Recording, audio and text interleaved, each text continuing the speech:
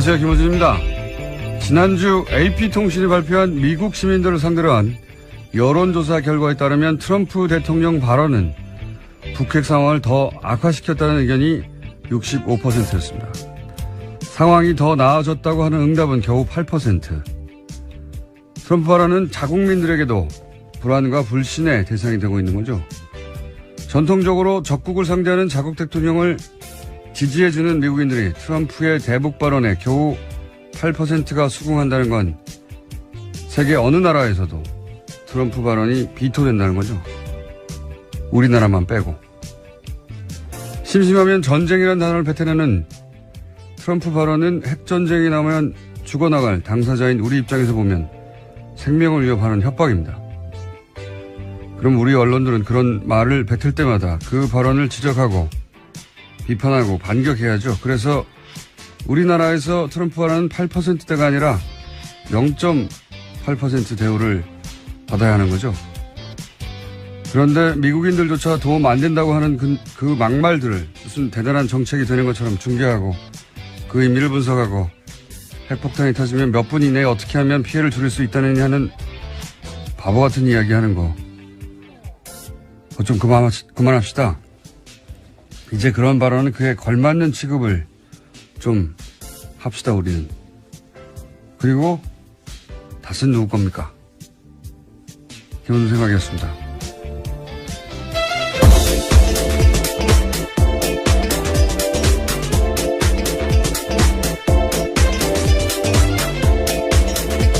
시사인의 김은지입니다. 네.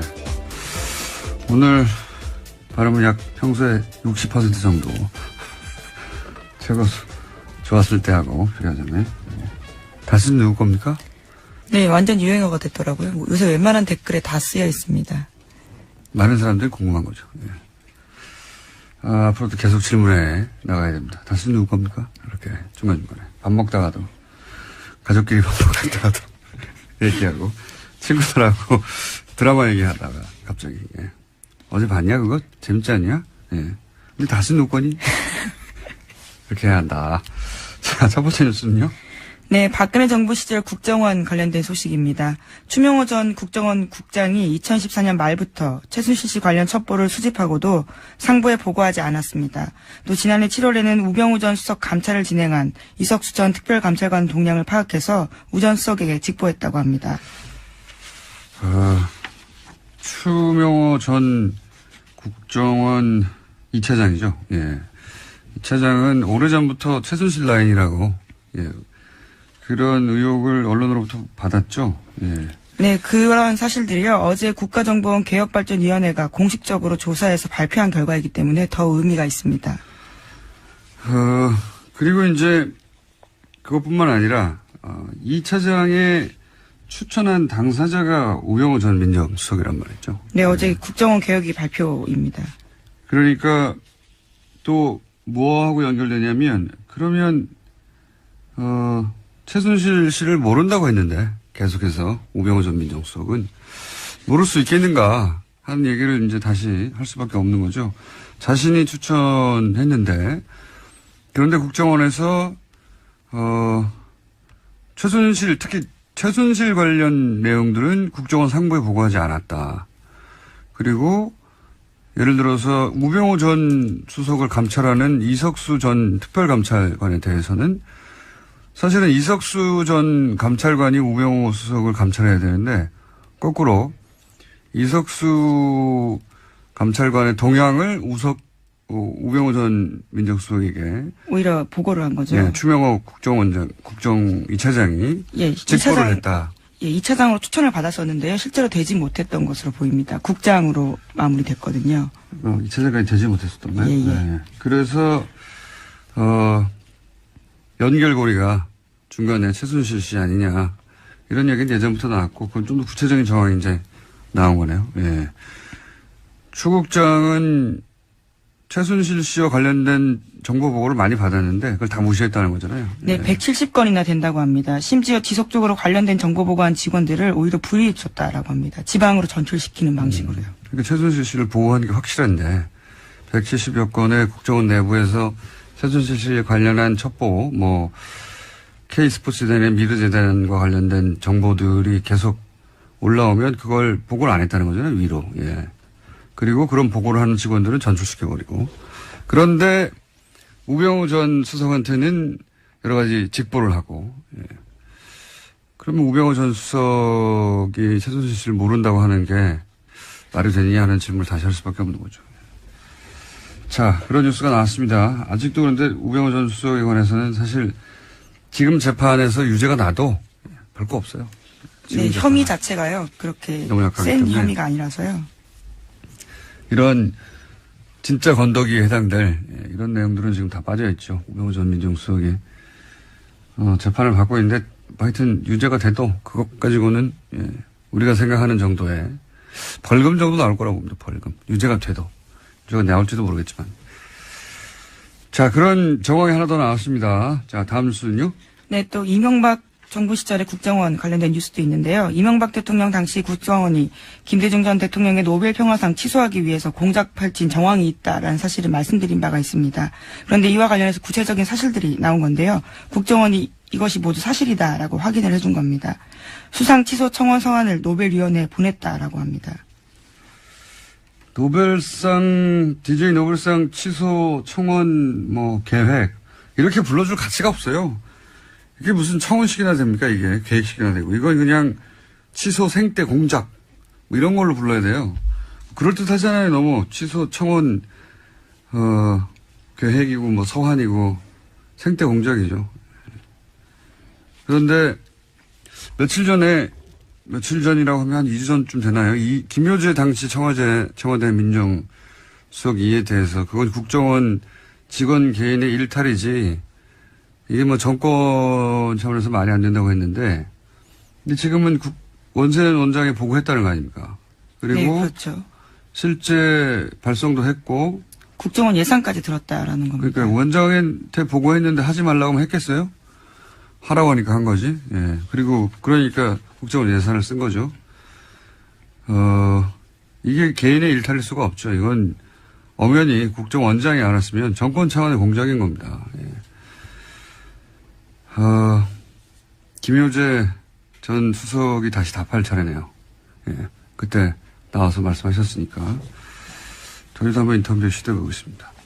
자, 국정원 예산을 썼고 국정원장한테 보고했다. 네, 이것이 국정원개혁발전위원회가 공식적으로 발표한 내용입니다. 대단했습니다. 정말. 예. 전직 대통령인데요. 예. 그리고 유일한 노벨상인데요. 그걸 어떻게든 흠집을 내려고 그런다고 해서 취소는 안 됐겠지만 이런 생떼를 쓰는 거잖아요. 계속해서. 네, 관변단체를 만들어서 그 대표 명의로 서한을 보내고 또 돈을 쓰고 그렇게 했던 거죠. 공작을 벌인 겁니다. 그런 서한을 보낼 단체를 자기들이 만들고 자기들이 돈을 주고 대단했습니다. 자, 다음 뉴스는요. 네, 어제 박근혜 전 대통령이 6개월 만에 법정에서 입을 열었습니다. 박 전 대통령은 검찰이 6개월 수사하고 법원이 6개월 재판했는데 다시 구속재판 필요하다라는 결정을 받아들일 수 없다라고 말했습니다. 또 정치적 외풍과 여론 압력에도 헌법과 양심에 따라 재판할 것이라는 재판부에 대한 믿음이 더는 의미 없다고 결론 내렸다라고 이야기했습니다. 본인은 그렇게 생각할 수 있죠. 예. 그렇게 생각을 쭉 하셔도 되고요. 예. 그러면서 이제 본인은 정치적 희생양이다. 이런 얘기를 하고 싶은 거죠. 변호인도 사퇴했잖아요. 예, 전원 사임했습니다. 이거 저희 잠시 후에 짚어보긴 할 텐데, 저희, 고정, 예. 담당 법률 해석가 이정열 전 판사하고 얘기 나눠볼 텐데, 법리적인 부분은 거기서 따져보겠지만, 정치적인 액션이죠, 이게 이제. 나는 변호인도 없이 홀로 불쌍하게 이러고 있다 하는 정서적 호소를 지지자들한테 하는 건데, 근데 저는 정서적으로도 기존 박사모 외에는 선택하기 어렵고, 법적으로는 더 큰 자충수라고 봐요, 이게. 왜 더 큰 자충수인지는 이제 전문가 얘기를 들어보고. 생각해보면 탄핵 때부터 박근혜 전 대통령 변호인단은 어떻게 그렇게 오로지 망치는 길로만 가는 건지, 예. 내내 아주 절묘하게 망치는 길로만. 그리고 이 재판에 있어서도 사실은 저희도 몇 번 얘기했지만 이재용 부회장, 삼성 이재용 부회장 판결이 날 때까지 어떻게든 시간을 끌 예, 어마어마한 증인을 신청했습니다. 증인 무더기를 신청하고 예. 시간을 계속 끌었어요. 그리고 정작 자기 변호는 제대로 못하고. 근데 이재용 부회장이 유죄로 이제 판결했으니까 무의미한 시간 끌기가 된 거죠. 진작에 그러면 진행을 빨리 했으면 훨씬 유리했을 텐데. 이번에도 예외는 아닌 것 같습니다. 탄핵 때부터 가장 가까이 있는 법적인 경호실장 역할을 하는 게 유영하 변호사인데, 예. 이수 역시 저는, 결국 박근혜 전 대통령에게 그냥 불리한 결과만 잔뜩 안길 것이다. 아마도 제 생각에는 이렇게 되면 이제 법원이, 그러니까, 새로운 변호사를 선임하거나. 예, 국선이 선임될 수도 있습니다. 혹은 법원이 국선을 선임하거나 그것도 안 할 수도 있어요. 예. 아예 재판이 나오지 않을 가능성도 있다라는 말도 있습니다. 피고인 면담을 변호인이 못하면 변호를 못하잖아요. 그리고 또 출석도 안 할 수도 있고.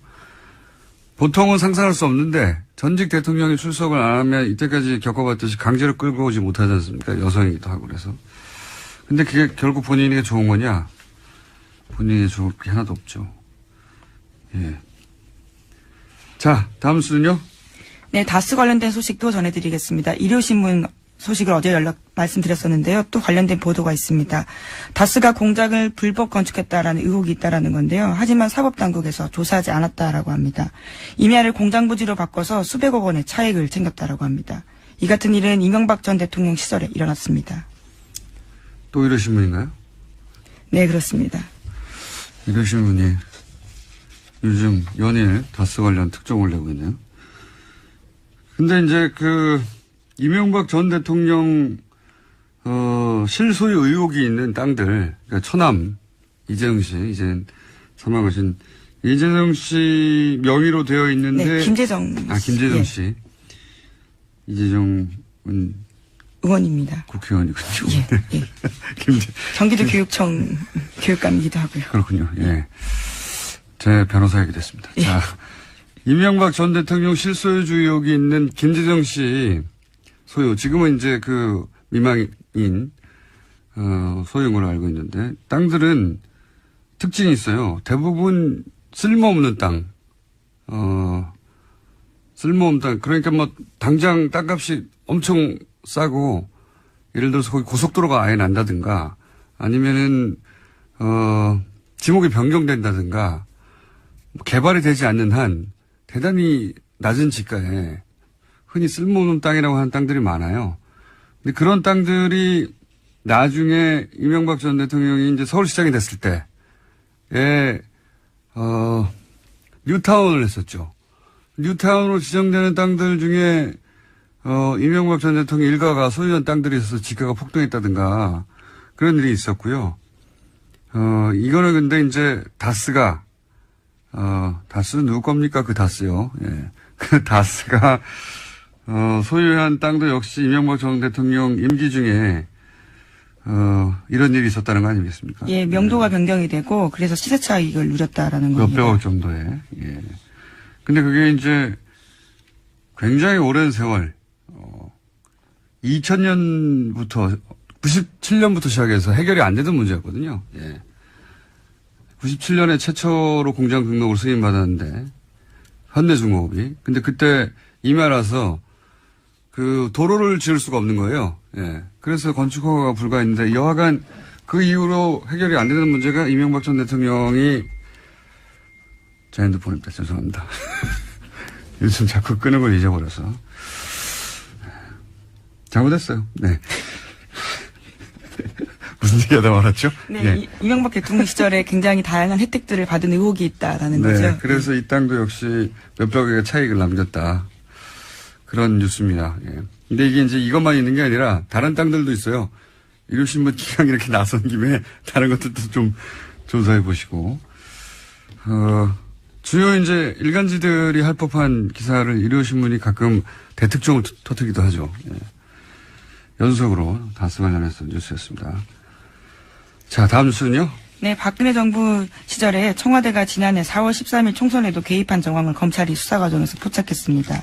여기에는 허현준 행정관이 관여되어 있다라는 건데요. 작년에 4.13 총선을 앞두고 월드피스 자유연합이라는 이름을 가진 단체가 낙선운동 대상 후보자 명단 발표했습니다. 전원이 더불어민주당 등 야당 후보자였는데요. 이와 관련해서 청와대가 관리했다라는 겁니다. 그러니까 총선에 또다시 보수단체, 를 이용해서 선거운동을 했다는 거 아니겠습니까? 예. 그리고 거기 관련자가 허현준 전 행정관이고 화이트리스트에 계속 등장했던 이름이죠. 본인의 관련성을 부인했었었는데, 이런 뉴스가 나오면 제가 몇 달 전부터 계속 주장해왔던 4.13 총선에서도 개입했다는 정황이 나온 거잖아요. 청와대가. 예, 이번에는 국정원이 아니에요.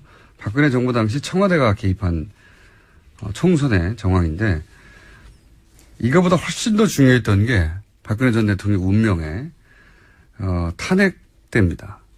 그래서 탄핵 반대 집회, 소위 이제 태극기 집회 때 과연 청와대 차원의 지원이 없었겠는가 하는 대목을 수사해 봐야 된다고 제가 오래전부터 주장해 왔는데,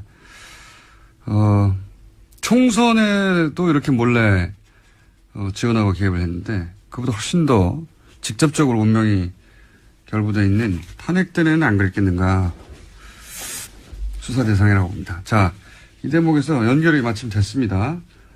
박근혜 전 대통령이 어제 법정에서 한 발언들, 정치보복이라는 주장부터 시작해서 변호인단이 다 총사퇴한 거 관련해서 저희가 이정렬 전 판사님 연결해서 잠깐 이야기 나눠볼까 합니다. 안녕하세요. 안녕하세요. 안녕히 계셨습니까, 그동안? 고정도 아니면서 고정이라고 그러죠. 예. 사실상의 고정, 예. 자, 변호인이 총사퇴했습니다. 우선, 변호인이 총사퇴하게 되면 그 다음 수순으로 법원이, 권유하거나 또는 법적으로 해야 될 일이 뭡니까? 일단 이게 그 필요적 변호 사건이라 그래가지고, 예.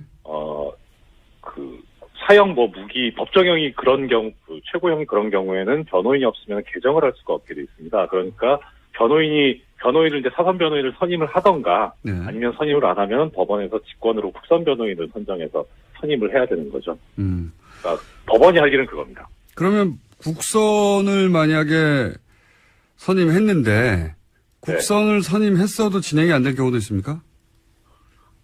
거의 없어요. 거의 없는데, 왜냐면, 국선 변호인이 그러니까, 아주 그냥, 거칠게 말씀드리면, 공판 개정을 위한 형식적인 요건이 될 수 있거든요. 그냥 앉아만 있으면 됩니다. 개정을 못 한다는 거니까, 심지어 이제 여담이긴 한데, 예전에 보면은 사법연수생도 국선 변호인이 될 수 있어가지고, 이제 사건 내용 전혀 모르고 들어갔다가, 이제 재판부에서 이런 거 반대 신문을 좀 해봐라 이렇게 권유를 하는 그런 경우도 있고 그랬었거든요. 옛날 얘기긴 하지만, 그러니까 이제 개정 필요 요건이기 때문에 법정이 열리지 않는 그런 경우는 거의 없습니다. 다만 이제 그거는 뭐냐면 국선 변호인이 선정되고 바로 처음 기일, 그러니까 예를 들어서 아마 19일이 되지 않을까 싶은데 그 경우에는 아무리 그래도 국선 변호인이 재판 준비를 해야 되니까 그 경우에 기록 검토도 해야 되고 접견도 해야 되고 하기 때문에 그런 시간이 필요해서 한번 공판 기일을 연기를 할 수 있는 그런 정도는 되는데 그 이후에는 이제 아예 법정이 열리지 않거나 그런 경우는 현실적으로는 불가능하죠. 법률적으로는. 근데 이제 피고인을 만나야 되지 않습니까? 그렇죠. 예. 피고인을 면담을 해야 되는데 박근혜 전 대통령이 생각해보면 출석을 거부한 적도 있고 증인 출석을 거부한 적도 있고 본인 재판도 거부한 적이 있는데 피고인도 스스로 안 만나겠다고 해버리면 피고인 면담도 못한 상황에서 국선 변호인이 변론을 진행할 수 없다 이럴 수는 없습니까? 이런 일은? 법률적으로 불가능한 것도 아니고요. 일단 접견을 못하면은 좀 더 이제 피고인의 어떤 의사라던가 생각에 맞는 변론을 할 없을 수는 있는데 사건 기록을 보면 되죠. 법적으로는 그래도 상관없이 진행할 수 있다. 면담을 그렇죠. 못하고. 흐름을 보면 이게 이런 방향으로 지금 변론을 진행하려고 했었구나라는 거를 기록을 보면 알 수 있거든요. 그러니까 그 방향대로만 가면 되죠. 그런데 그럼 마지막 수단인 본인의 재판에 출석하지 않겠다고 해버리면 어떻게 됩니까? 일단은 그 구속영장의 효력이 미치기 때문에 구속이라는 게 구인하고 구금을 포함하는 개념이거든요. 이제 구인이라는 게 뭐냐면 그거 좀 어려운 얘기인데 결국 쉽게 말하면 끌고 올 수 있다는 겁니다. 법정까지. 구인이 어려운 단어는 아닙니다. 판사님. 법조인이 아닌 사람들 너무 무시하시는 거 아닙니까? 저기 추석 세시더니 이렇게 구인 정도는 저희도 알고 있습니다. 예. 죄송합니다. 네. 그러면 근데 뭐 네. 일반 자범들은 모르겠는데 전직 대통령이 현실적으로 부담이 있죠. 그러니까요. 끌고 온다는 게 이게 가능하지 않을 것 같거든요. 일단 법적으로는 그런데 네. 이제 그 법률상으로는 또 그렇게 돼 있습니다. 이제 일단은 그 정당한 사유 없이 출석을 피고인이 거부를 하고 그다음에 이제 교도관에 의해서 구인이 불가능하거나 현저히 곤란하다고 인정될 때는 벌석 재판을 할 수 있게 형사소송법에 규정이 돼 있거든요. 그러면 박근혜 전 대통령이 너무 아프다라든가 등등 기타 여러 가지 이유로 물론 실제 병원에 가봤더니 아프지 않다 하더라도 본인이 아프다고 주장을 하고 계속 안 나올 경우에 그 방에 들어가서 뭐 여성 경찰들이 끌고 나온다 이게 상상하기 어렵기 때문에 그런 경우는 그러면 걸석 재판의 가능성도 없다고 할 수 없겠네요. 여보세요? 질문이 곤란해 전화를 끊으셨나요? 네. 전화가 끊긴 것 같네요. 그렇죠? 그런 것 같습니다. 네. 아마도 제가 어려운 질문을 하자 확 끊어버린 게 아닌가. 그럼 잠시 남은 뉴스 하나 더 진행하고 네. 연결되면 다시 이야기하겠습니다. 자, 남은 뉴스가 한두 가지 더 있죠. 예, 근데 방금 긴급하게 들어온 소식인데요. 추명호 전 국정원 국장이 긴급 체포됐다라고 합니다. 오늘 새벽에요. 그렇군요. 예. 또 다시 연결됐습니다. 네. 판사님? 저는 전화 들렸었는데. 예, 재밌으라고 하신 겁니까? 아니요, 그게 아니고요. 저기 근데 고정이면은 폰도 좀 하나 마련해 주세요. 자, 걸석 재판은 가능성 어떻게 보십니까? 걸석 재판. 법률적으로는 가능한데 쉽지는 않을 겁니다. 왜냐면은 어차피 지금 이게 박근혜 전 대통령, 박근혜 피고인 쪽에서 정치적인 재판으로 아예 규정을 해서 그쪽으로 몰고 가고 있기 때문에 법원 재판부 입장에서 그쪽에 말려서는 안 되거든요. 네. 그러니까 법정에서도 이제 구속영장을 추가로 발부를 하면서 이것이 법리적인 근거에서 발부한 것이지 어떤 정치적 고려가 없었다는 걸 강조를 했었다고 하는 거 보면 재판부도 상당히 인식을 하고 있는 것 같아요. 그래서 조금 전에 이제 말씀하셨던 뭐 법률적으로야 구인이 가능하긴 하지만 현실적으로 가능하겠냐라는 부분하고 마찬가지 맥락에서 걸석 재판도 법률적으로는 가능한데 현실적으로 그렇게 할 수 있겠느냐. 오히려 그렇게 하는 경우에는 그것이 박근혜 피고인 쪽에서 바라는 것일 거거든요. 그러니까 탄압받고 있다. 출석도 안 했는데 재판을 열더라 이런 식으로. 네. 그러니까 쉽지는 않을 겁니다. 그런데 양쪽 다 수단이기 쉽죠. 때문에 네. 예. 아니 강제 구인도 갈 수 있죠. 예. 강제 구인도 어렵고 걸석 재판도 어려우면 네. 이게 이제 공판을 열지 못하고 계속 딜레이가 되는 거 아닙니까? 그렇죠. 네. 예. 그런데 그런 식으로 그걸 바랄지도 모르겠습니다만 그렇게 계속 바라고 있을 것 같아요. 예, 계속 지연되면 그게 박근혜 전 대통령에게 유리하게 작용하나요? 저는 유리할 것 같습니다. 왜냐하면은 이게 법정 최고형이 무기징역이기 때문에 예. 만약에 유기징역형이 선고가 된다면 빨리 재판을 끝내고 예. 해도 뭐 상관이 없을 수 있는데 일단은 어떻게 되든 간에 지금 법이 예전에는 그러니까 지금 현재 미결 상태잖아요. 형이 확정이 네. 안 됐잖아요. 네. 그러니까 형이 선고가 되면 그거를 기결수로 살아야 되는데 미결수기 때문에 원칙적으로는 이게 본형의 그 형을 산 걸로 안 되게 돼 있었는데 옛날 법에는 아하. 이제 법이 바뀌어서 다 지금 산 걸로 간주하게 돼 있거든요. 그러니까 어차피 형의 산입되니까 네, 조금 이익이 더 없어요. 조금 더 편한 곳에 있는 게 낫다. 예, 그렇죠. 그리고 두 가지 경우로 또 따져볼 수 있는데 하나는 일단은 좀 오판을 한 것 같긴 하지만 어떻든 지금 현 재판부에는 기대할 게 없다라고 그렇게 생각을 한 것 같고 그러면 지금 추가로 발부된 구속영장의 효력이 최장 내년 4월까지 효력을 가지고 있는데 네. 내년 2월에 법원 정기 인사가 있거든요. 네. 그때 법원이 지금 현재 재판부가 바뀌기를 바라는 것일 수도 있고 또 하나는 그렇게 또 6개월을 흘렀을 때 또 이제 구속영장 효력이 또 소멸하게 되니까 그러니까 또 뭐 어차피 만약에 무기징역을 선고받을 거라면 뭐 지금 6개월이든 1년이든 이게 문제는 아니지 않습니까? 그렇게 무기징역을 예정하고 하는 행동이라고 생각하면 유리한 것이고, 그게 아니라 뭐 6기, 그러니까 뭐 10년, 뭐 15년 이렇게 생각하고 하는 행동이라면 불리한 행동이고. 뭐 불리하다고까지 할 수는 없는데, 네. 그래도 뭐 썩 그렇게 좋은 수는 아니죠.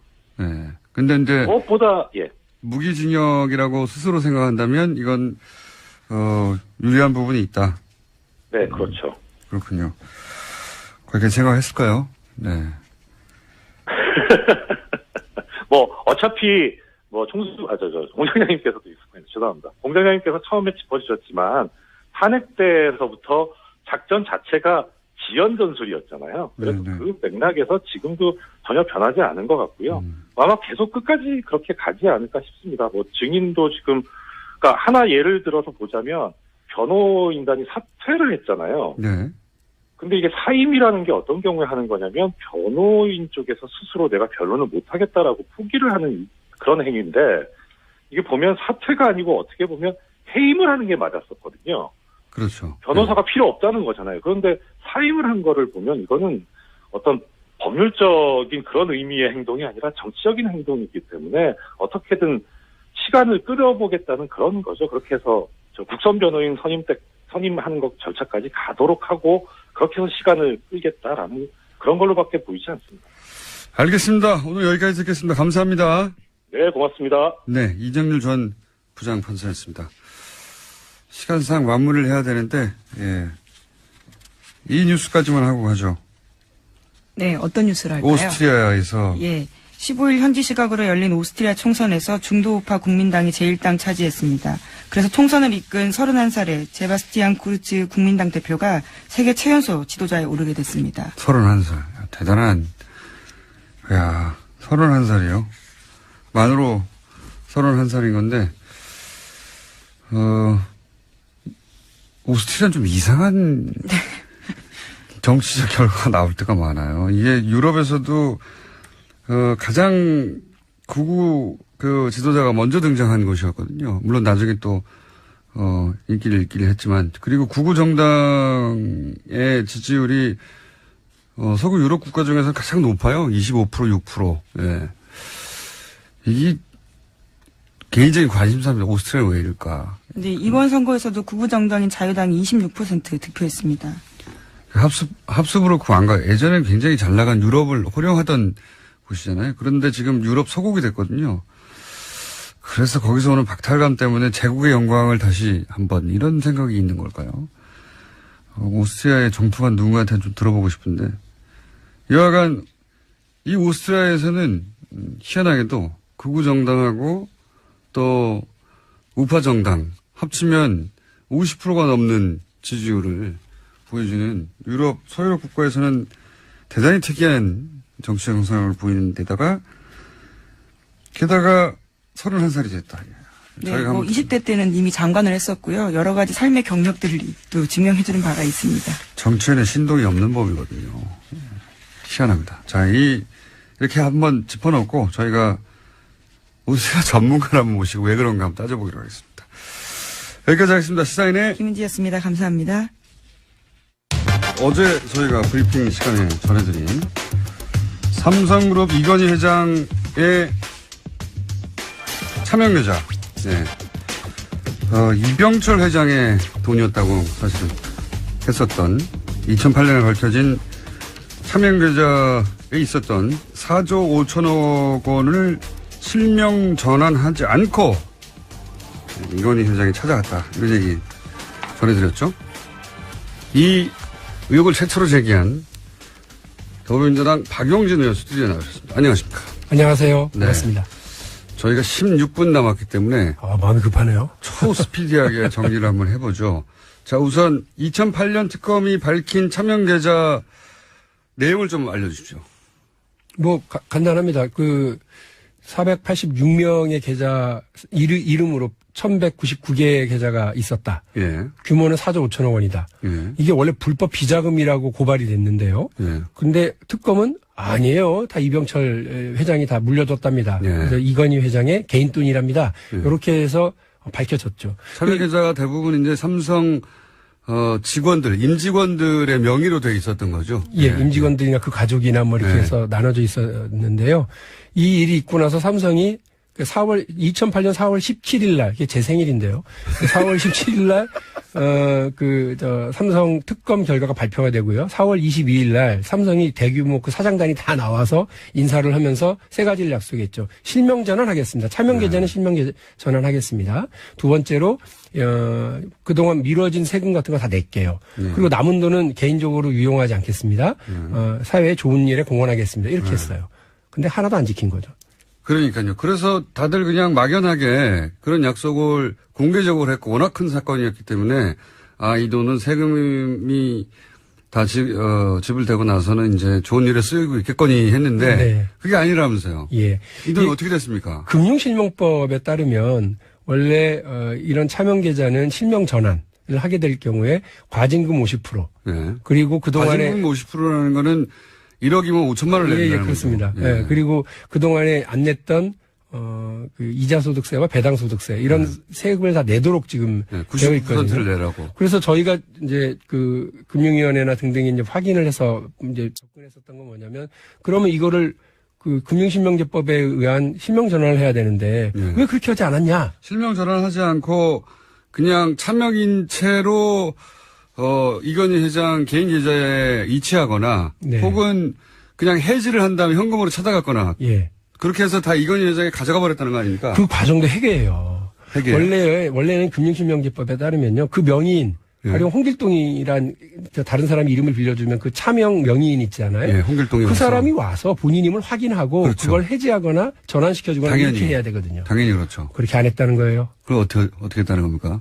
더 파악을 해봐야 되는데 삼성의 임직원들이 비서실에서 우르르 와가지고 사사사삭 찾아갖고 한꺼번에 정리하고 간 것 같아요. 당사자가 아니라. 예, 이것도 금융당국이 사실은 정확하게 했었어야 되는데 그렇게 안 한 것 같고요. 오늘 마침 금융감독원에 대한 국정감사를 하거든요. 네. 그거 확인해 보려고 합니다. 제가 한 명은 찾았습니다. 아주 유명한 사람.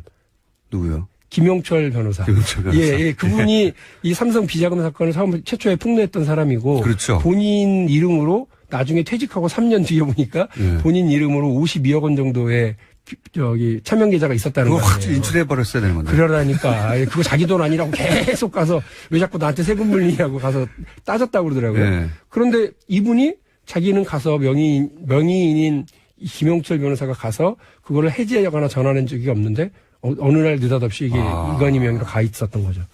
하나는 확실하죠.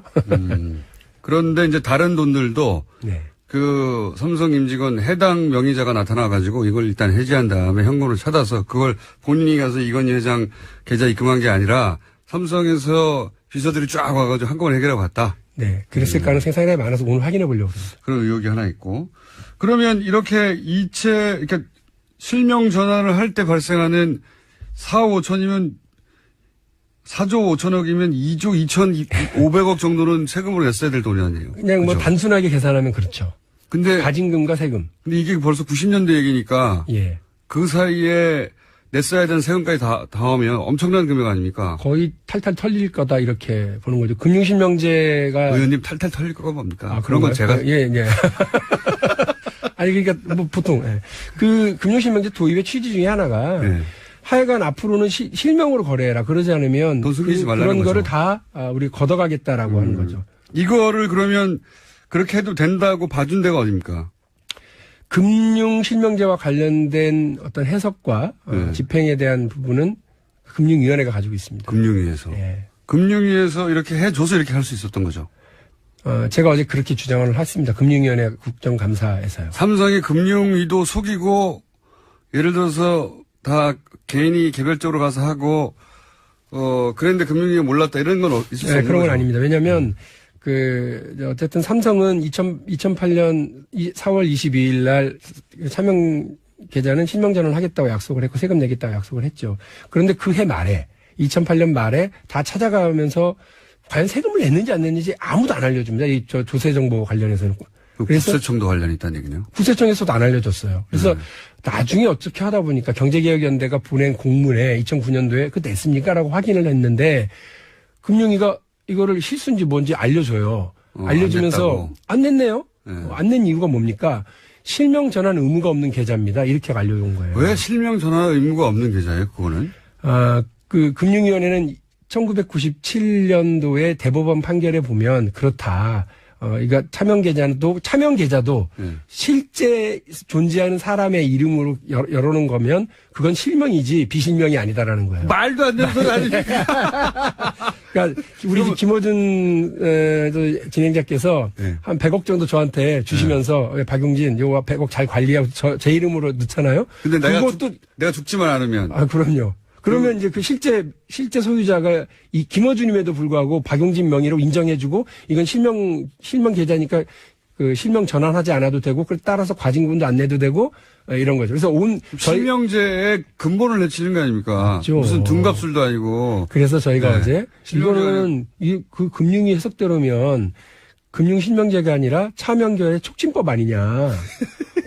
국민 여러분 널리 그 다른 사람 이름으로 그러니까요. 감추셔도 돼요. 이렇게 해주는 거예요. 금방 죽지 않을 사람이면 누구든지 해도 된다는 거 그래서 아닙니까? 말도 안 되는 건데. 근데 더 웃긴 건 뭐냐면 금융위가 그 근거가 뭐냐 물어봤더니 97년도 대법원 판결이라는 건데 그 97년도 대법원 판결에서 그런 얘기가 나오는 거는 보충 의견, 2명의 보충 의견일 뿐입니다.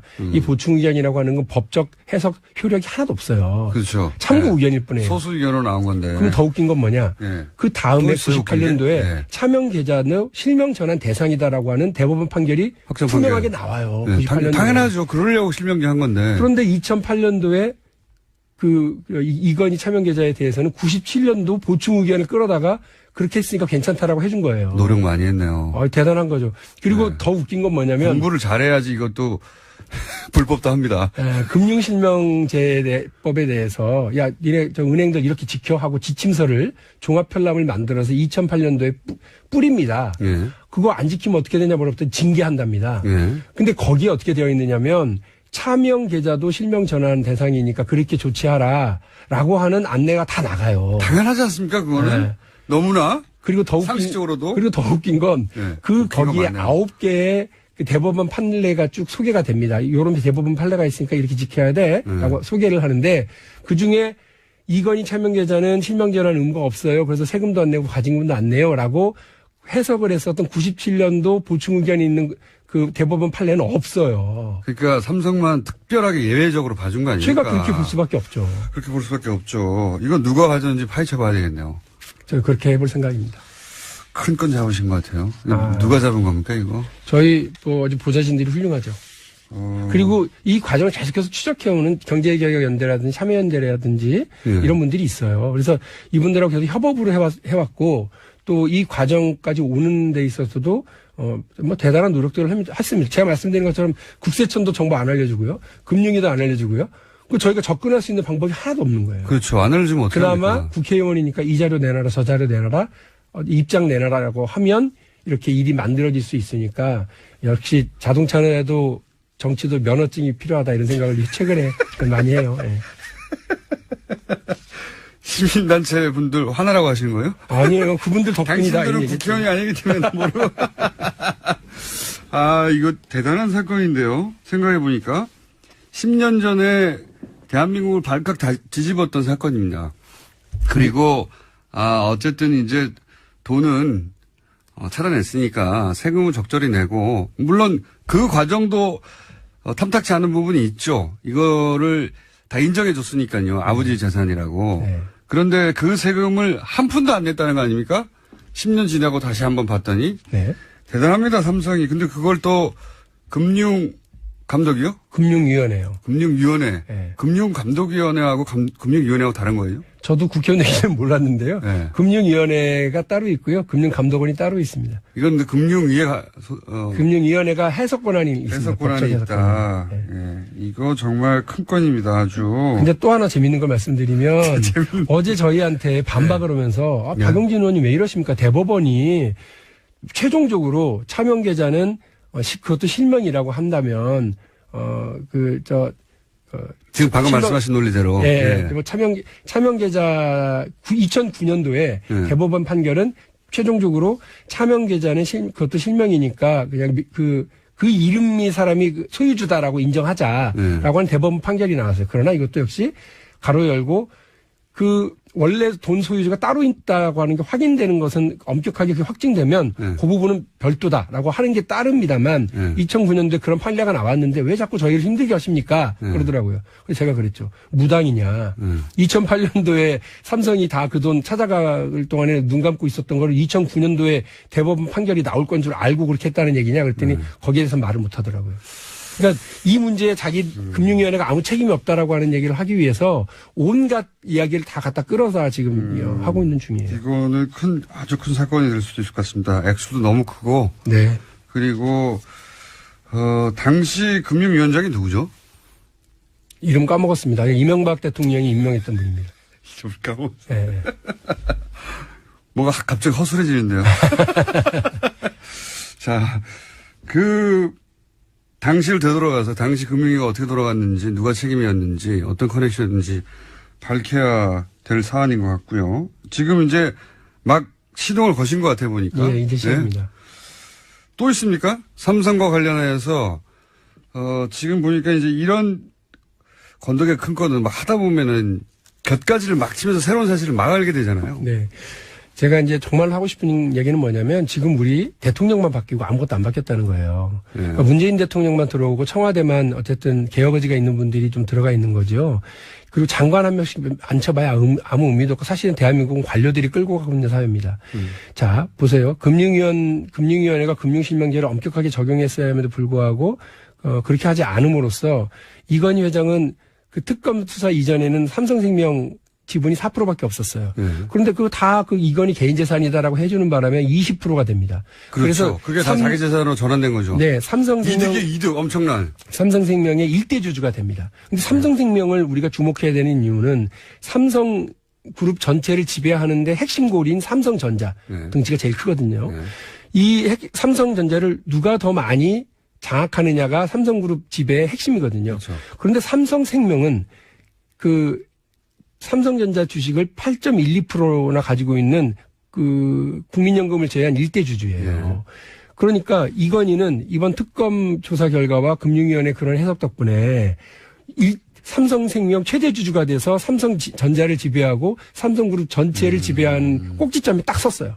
지배 권한을 굉장히 강화했네요. 네, 오히려 이건희한테 큰 도움이 됐죠. 또 하나는 이거 위기를 기회로 극복해낸 대단하죠. 삼성의 예술인데요.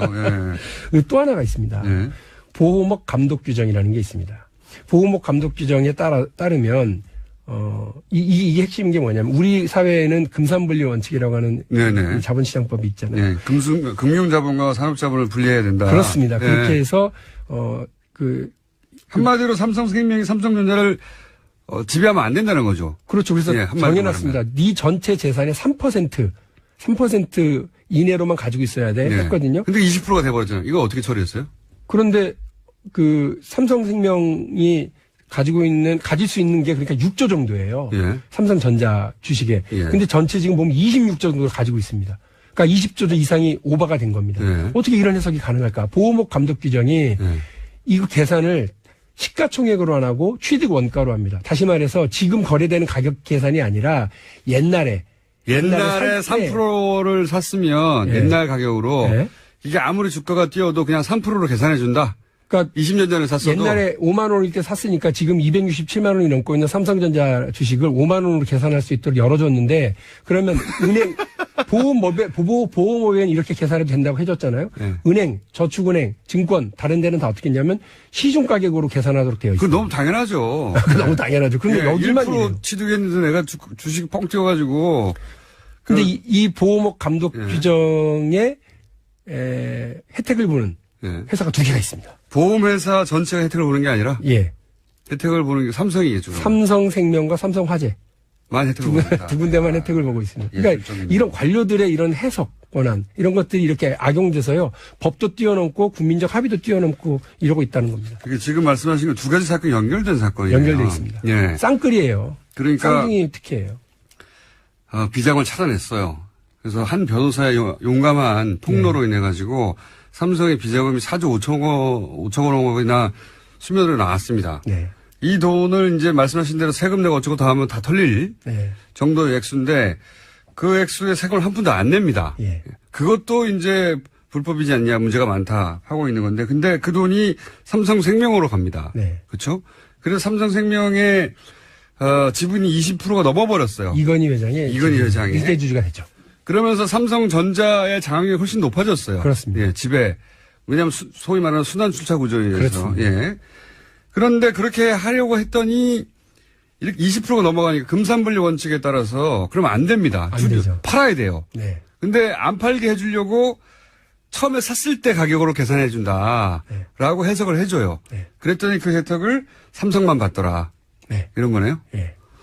아이고 재밌네요. 어렵지만 국민들이 꼭 알아야 될 굉장히 중요한 건이네요. 네. 앞으로 더 파주십시오. 예. 박영진 의원이었습니다. 고맙습니다. 3부에서 뵙겠습니다. 김어준의 뉴스 공장.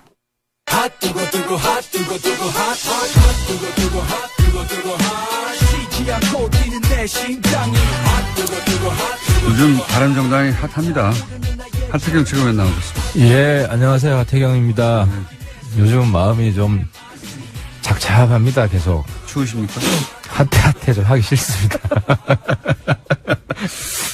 콜드한 상태. 아무래도 이제 동료원들, 인간적으로 굉장히 친한 사람들이에요. 우리가 그 어려운 탄핵 기간 뚫고 함께 이제 개혁하자고, 나라 한번 살려보자고 나왔는데, 이제 막상 서로 비판하게 된 거 아니에요. 서로.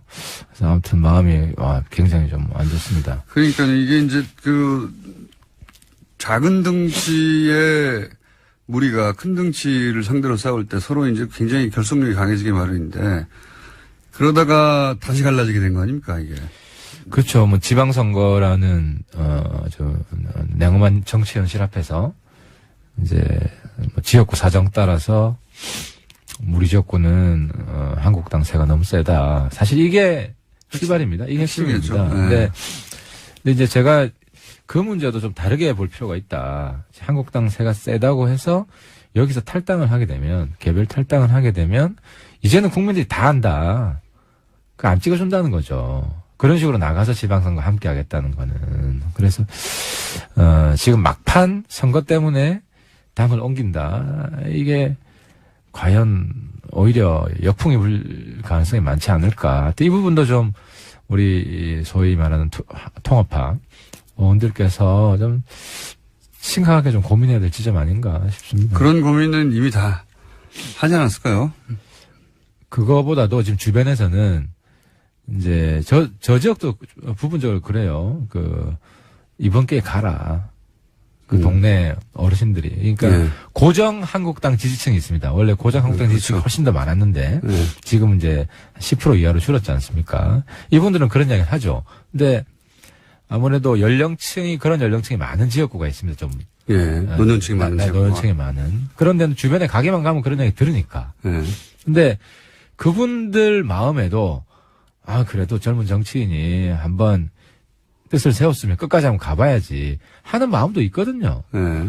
그래서 막상 그렇게 해서 당 대 당도 아니고 일부 개별 탈당해서 완전히 모양 구기고 가면 그렇게 말했던 분들도 그걸 잘했어 해줄까? 저는 안 그럴 거라고 생각합니다.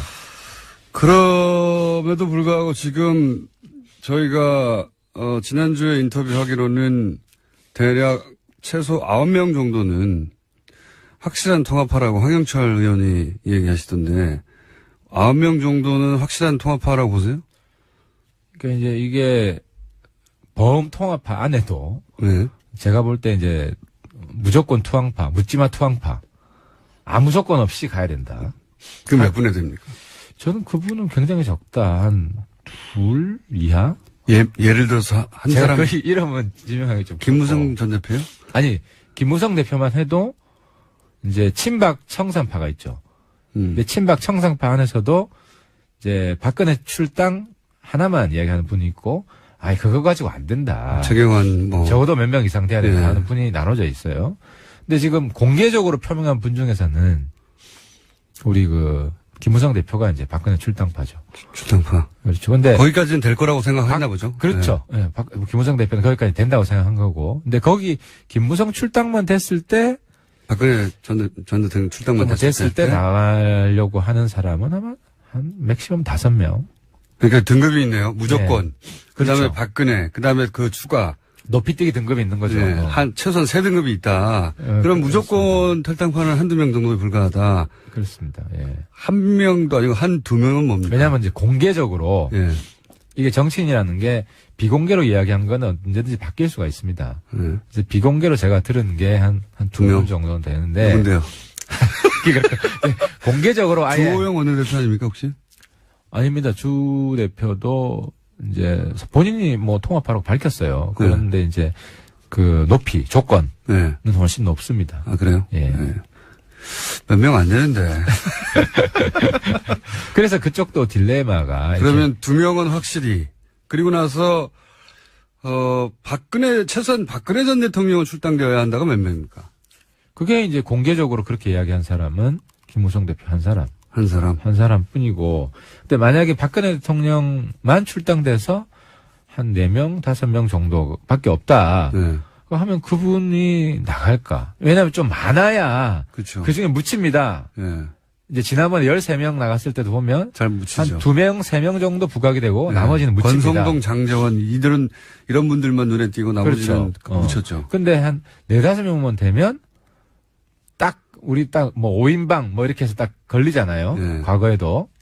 뭐 친일파 누구 딱 이름 걸리듯이. 길이 남습니다. 그렇게 예, 되면. 예. 그렇습니다. 그런 효과가 있기 때문에 낙인 효과가 굉장히 강하기 때문에 아마 상당히 주저하지 않을까 저는 생각합니다. 그러면 적어도 한 7, 8명 이상 9명 정도는 돼야 나갈 수 있는데 여전히 그렇게까지 가기는 쉽지 않다고 보시는 거군요. 그죠. 왜냐하면 이제 어떤 의원님 같은 경우에는 팔적 예. 우리 과거에 8명, 네. 근데 그 2명은 나갔고 6명 남아 있으니까 지금 이정현, 조원진은 지금 네. 한국당 아니기 때문에 6명 나가야 된다라고 공개적으로 이야기한 분도 있거든요. 예. 그렇게 공개적으로 이야기한 분은 자기 입장을 바꿔야 되잖아요. 그건 또 본인 스타일을 많이 구기는 거기 때문에 아무래도 주저하지 않을까. 그리고 또 한 가지는 그 숫자는 대충 알겠습니다. 그러니까 이게 분위기가 확 형성되고 그 자유한국당 쪽에서 박근혜 전 대통령 출당 이루어지고 나머지도 어떻게 한다는 얘기가 나오고 대세가 이쪽으로 가는구나 하는 분위기가 형성되기 전에는 어렵다. 쉽지 않다. 그렇죠. 네. 예, 예. 그런 말씀이시고. 그래서 그럴 경우에 야 이거 분위기를 넘어갔어 싶으면 10명도 넘을 수도 있겠네요. 예를 들어서 팔적. 예. 팔적으로 다 출당을 시킨다. 그럼 불가능하지 않습니까? 어차피. 그렇죠. 근데 네. 지금 서청원, 최경환도 안 하겠다는 거 아니에요. 지금 정원태 원내대표 이야기는. 못한다는 거죠. 예. 왜냐하면 우리 20명이 그 안에 있을 때도 그거 못해서 나온 거예요, 사실은. 네. 그 당시에 거기서 우리가 팔적 내보내겠다. 근데 의총에서 국회의원들 다 모여가지고 3분의 2가 동의해야 되는데 네. 3분의 1만 반대하면 못 나가잖아요. 네. 근데 서청원, 최경환 이 도움을 받아가지고 국회에 들어온 사람 범침박하니까 3분의 1 충분히 넘는 거예요. 그래서 나온 겁니다. 근데 우리 20명이 나왔는데 안에 있을 때도 안 된 게 지금 될까? 라고 생각하시는 거고요. 그러면 확실한 자강파는 몇 명입니까? 이거 확실해. 네. 확실한 자강파 한국당은 없어져야 돼. 청산 대상이다. 통합 대상이 아니라 네. 이거는 하태는 확실하고 네. 확실하고 홍준표는 보수 아니다. 그리고 나머지 분들도 우리 유승민 네. 이해운 네. 이런 분들은 확실하죠. 지상욱 의원도 확실하고 대변인. 예. 그래서 이제 공개적으로 발언한 분들은 정치인으로서 그래봐야 확실하다고 4명, 5명 아닙니까? 그리고 나머지 분들도 박인숙 의원님도 공개적으로 여러 번 말씀하셨고 김세현 의원님도 그러신 그러면 거고. 한 7, 8명 잘 잡아서 그렇죠. 7, 8명 확실하죠. 예. 그리고 아까 이야기한 이제 한 중간지대에 있는 분들이 있는데 예. 이제 그분들은 박근혜 출당만으로 가기가 어렵죠. 그러면 최소 4, 5명, 최대 한 10여 명 이렇게 생각할 수도 있겠네요. 10여 명까지는 너무 많고요. 어렵다. 제가 볼 때는 지난번에 황영철 의원께서 이야기했던 맥시멈 9명. 맥시멈 9명. 예. 언제입니까? 결행의 시기는 보시기에. 원래 이제 김무성 대표가 26일까지 결단하겠다. 왜냐하면 26일부터 우리 전당대회에 등록을 합니다. 26일, 27일 근데 양일 국감기간이잖아요, 그때는. 그렇죠. 그래서 원래는 김무성 대표가 국감기간에도 나갈 수 있다는 식으로 이야기를 하셔가지고. 욕 많이 먹을 것 같은데요, 그때는. 그렇죠. 그래서, 근데 김무성 대표 말씀 좀 잘 바뀌잖아요.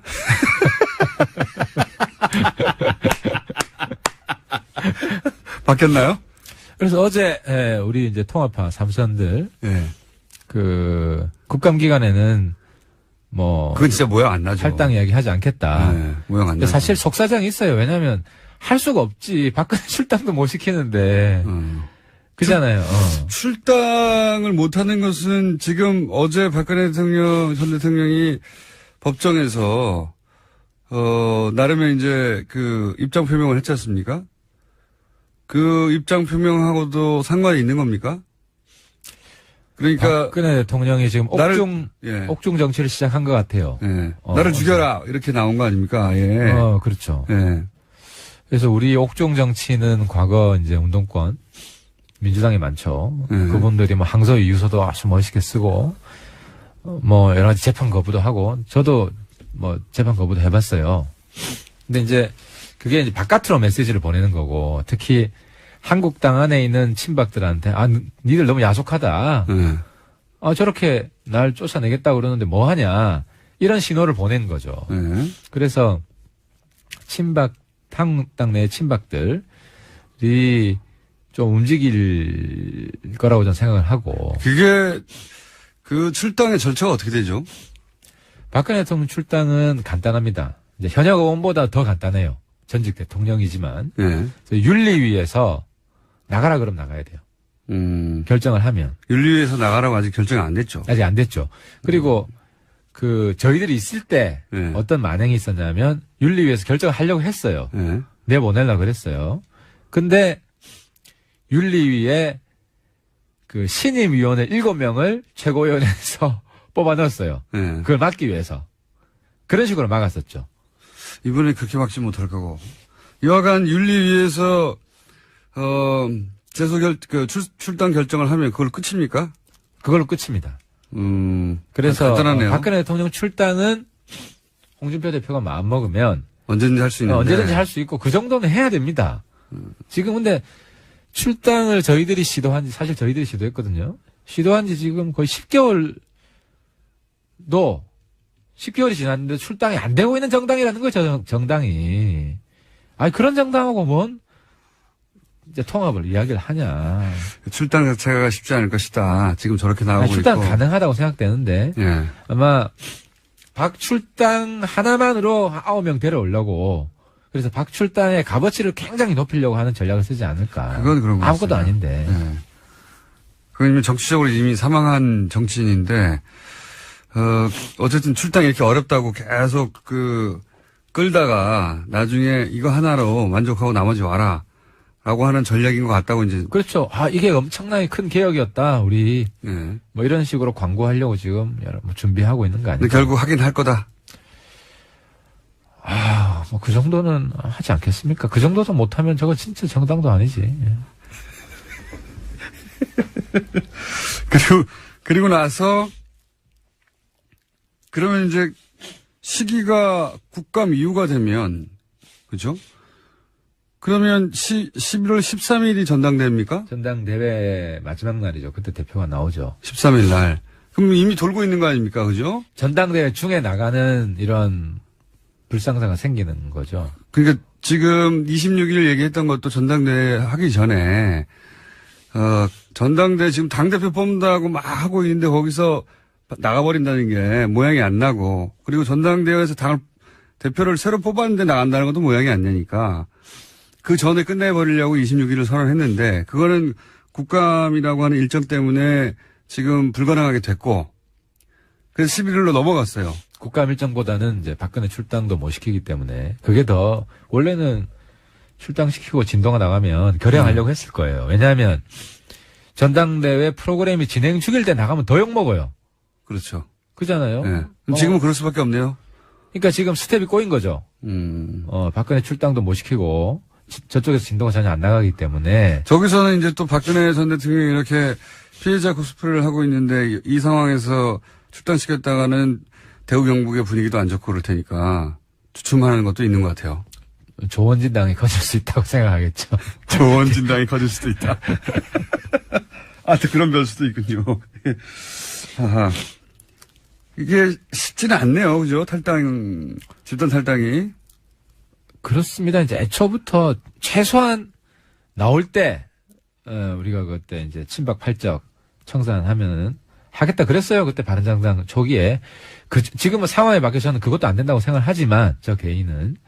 뭐, 당내 의원들 지지를 받으려면 그 정도는 뭐 해야지.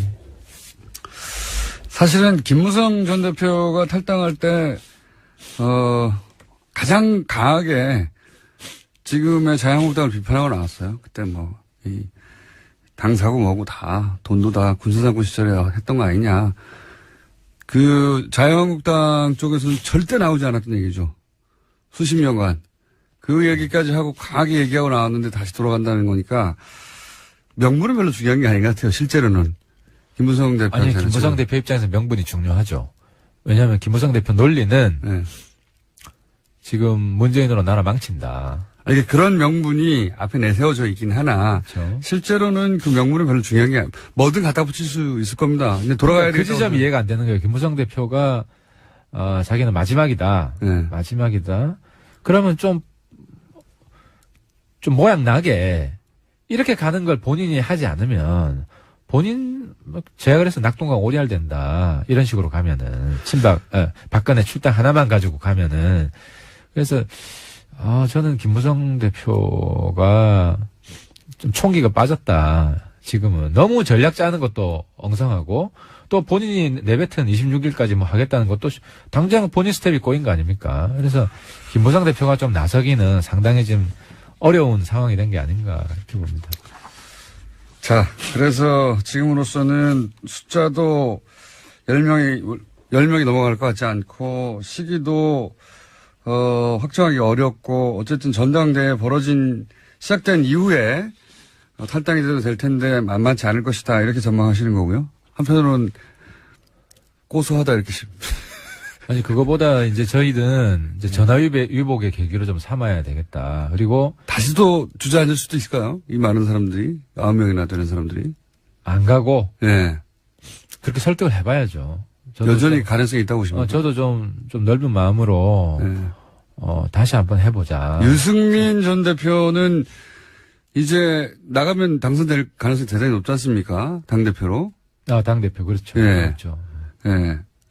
의원님보다는 훨씬 높지 않습니까? 본인, 유승민 전 대표가 이 시국에서 내놓고 있는, 자, 이렇게 될 테니까 탈당하지 마라. 뭐 있습니까? 메시지나 전략이나 아니면 뭐, 작전이나 아니면. 그건 솔직히 없어요. 딱 하나밖에 없어요. 니들만 힘든 거 아니다. 우리도 힘들다. 아니, 유승민 선배 지역구가 대구잖아요. 그렇죠. TK 중심입니다. 다른 데보다 덜 힘들지 않아요. 제 지역구도 그래요. 제 지역구도 부산에서는 상당히 보수세가 강한 데고. 근데 한번 보수 운명을 바꿔보자. 이런 결심 우리가 하지 않았냐. 그리고 물론 지방선거 나름대로 우리가 또 전략을 짤 거예요. 우리도 그냥 보고 질 수는 없기 때문에 그렇게 좀 만들어 보자. 그럼 선거 연대 전략 아닙니까? 이제 그렇게 되면은 어쨌든 활로가 있다. 근데 지금처럼 한국당 간다고 그러면 당선되냐 그 지역은. 이건 어떻습니까? 지금 방금 국민의당 얘기를 할 타이밍인 것 같은데 그렇게 탈당하고 빠지고 나면 그게 뭐 9명이든 10명이든 뭐 7명이든 간에 빠지고 나면 뭐 10명대로 줄어들고 그러면 이제 지위가 확 바뀌지 않습니까? 국회 내에서. 교섭단체가 아니니까. 그래서 국민의당과 어떻게 교섭단체를 공동으로 구성하거나 뭐 이런, 그게 국회법상 어떻게 되는지 모르겠는데 하여튼 그런 여러 가지 국민의당과 연대하는 모양새를 생각하는 의원들이 계시잖아요. 국민의당에도. 그 모양도 빠지는 거죠. 사실 그냥 서로 죽는 거예요. 네.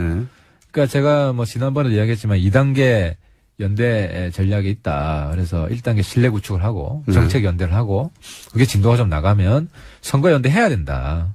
그래서 이제 단일화죠. 그리고 단일화하는 목적이나 이런 걸 국민들한테 설명을 하고.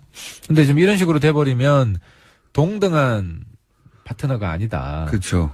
이런 국민의당 모양새가 입장에서의 뭐 일종의 흡수하려고 하는 국민의당 입장에서는 그런 마인드를 가질 것이고, 그죠? 그런 흐름이 내부에서 강화될 수 있죠. 물론 뭐 그렇더라도 이제 우리가 뭐 정의당보다는 좀 크기 때문에 네. 뭐 다른 면은 있지만 확실히 교섭단체로 있을 때 우리가 대등하게 요구할 수 있는 것들이 아무래도 좀 약고가 중나해야 되나? 그러니까 서로 지금 망하는 길이다. 국민의당하고도 이렇게 약혼은 뭡니까? 우리 기가 죽는다는 거지.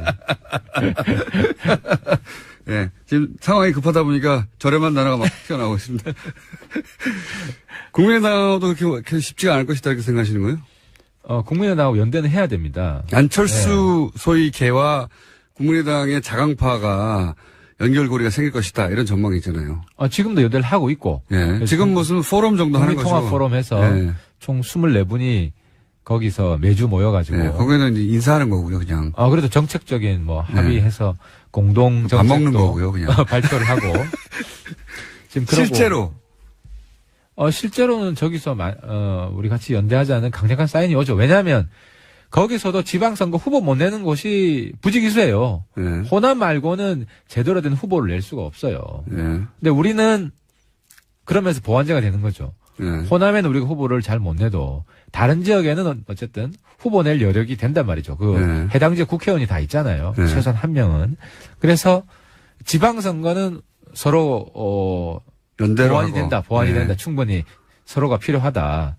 때문에 문제는 국민들이 볼 때 저게 선거 이기기 위한 공학적인 연대다. 이게 아니라 우리나라 정치를 발전시키기 위해서 개혁을 하기 위해서 저 두 집단은 반드시 힘을 합쳐야 된다.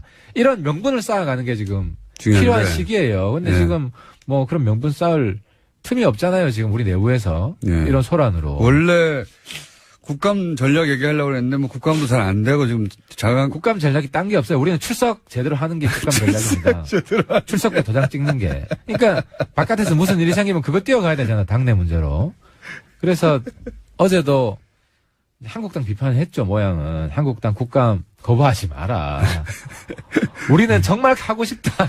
근데 못하는 수도 생기는데 하고 네. 싶은데. 자, 지금 보통 이제 하태경 의원이 나오면 초반에는 꺼지라는 문자가 다수였고, 최근에는 점점 이제 편칭도 생기다가 오늘은 이런 문자가 많네요. 안 됐다. 코 그만 먹고 울지 마라.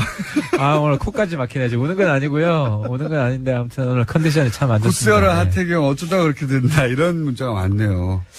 근데 정말 이번에 통합파 삼선 의원들 갔잖아요. 저는 인간적으로 참 친해요. 네.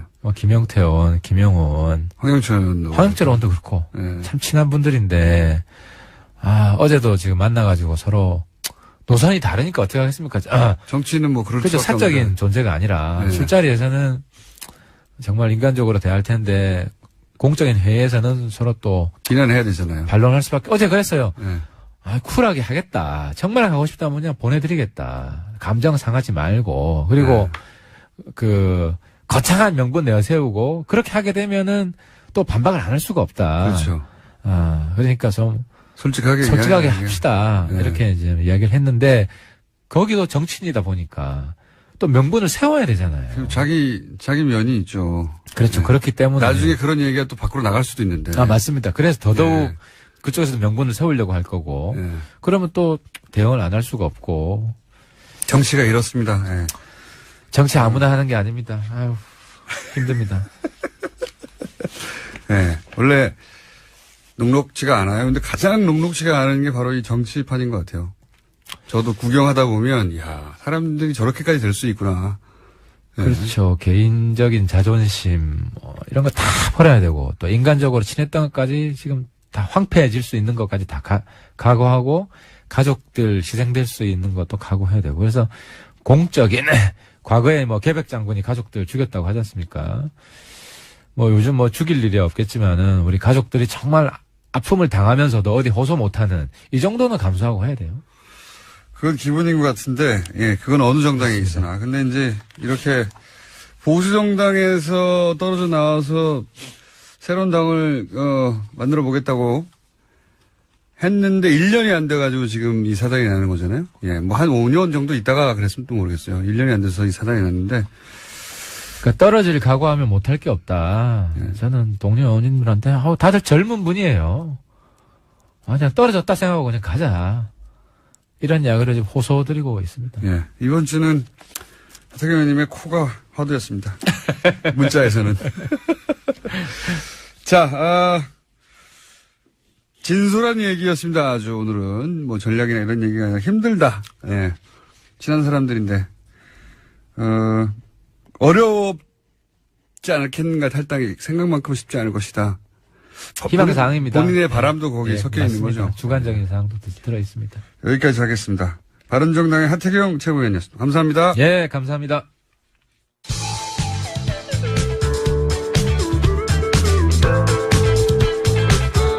자체 발굴, 과즙 톡톡, 김어준입니다.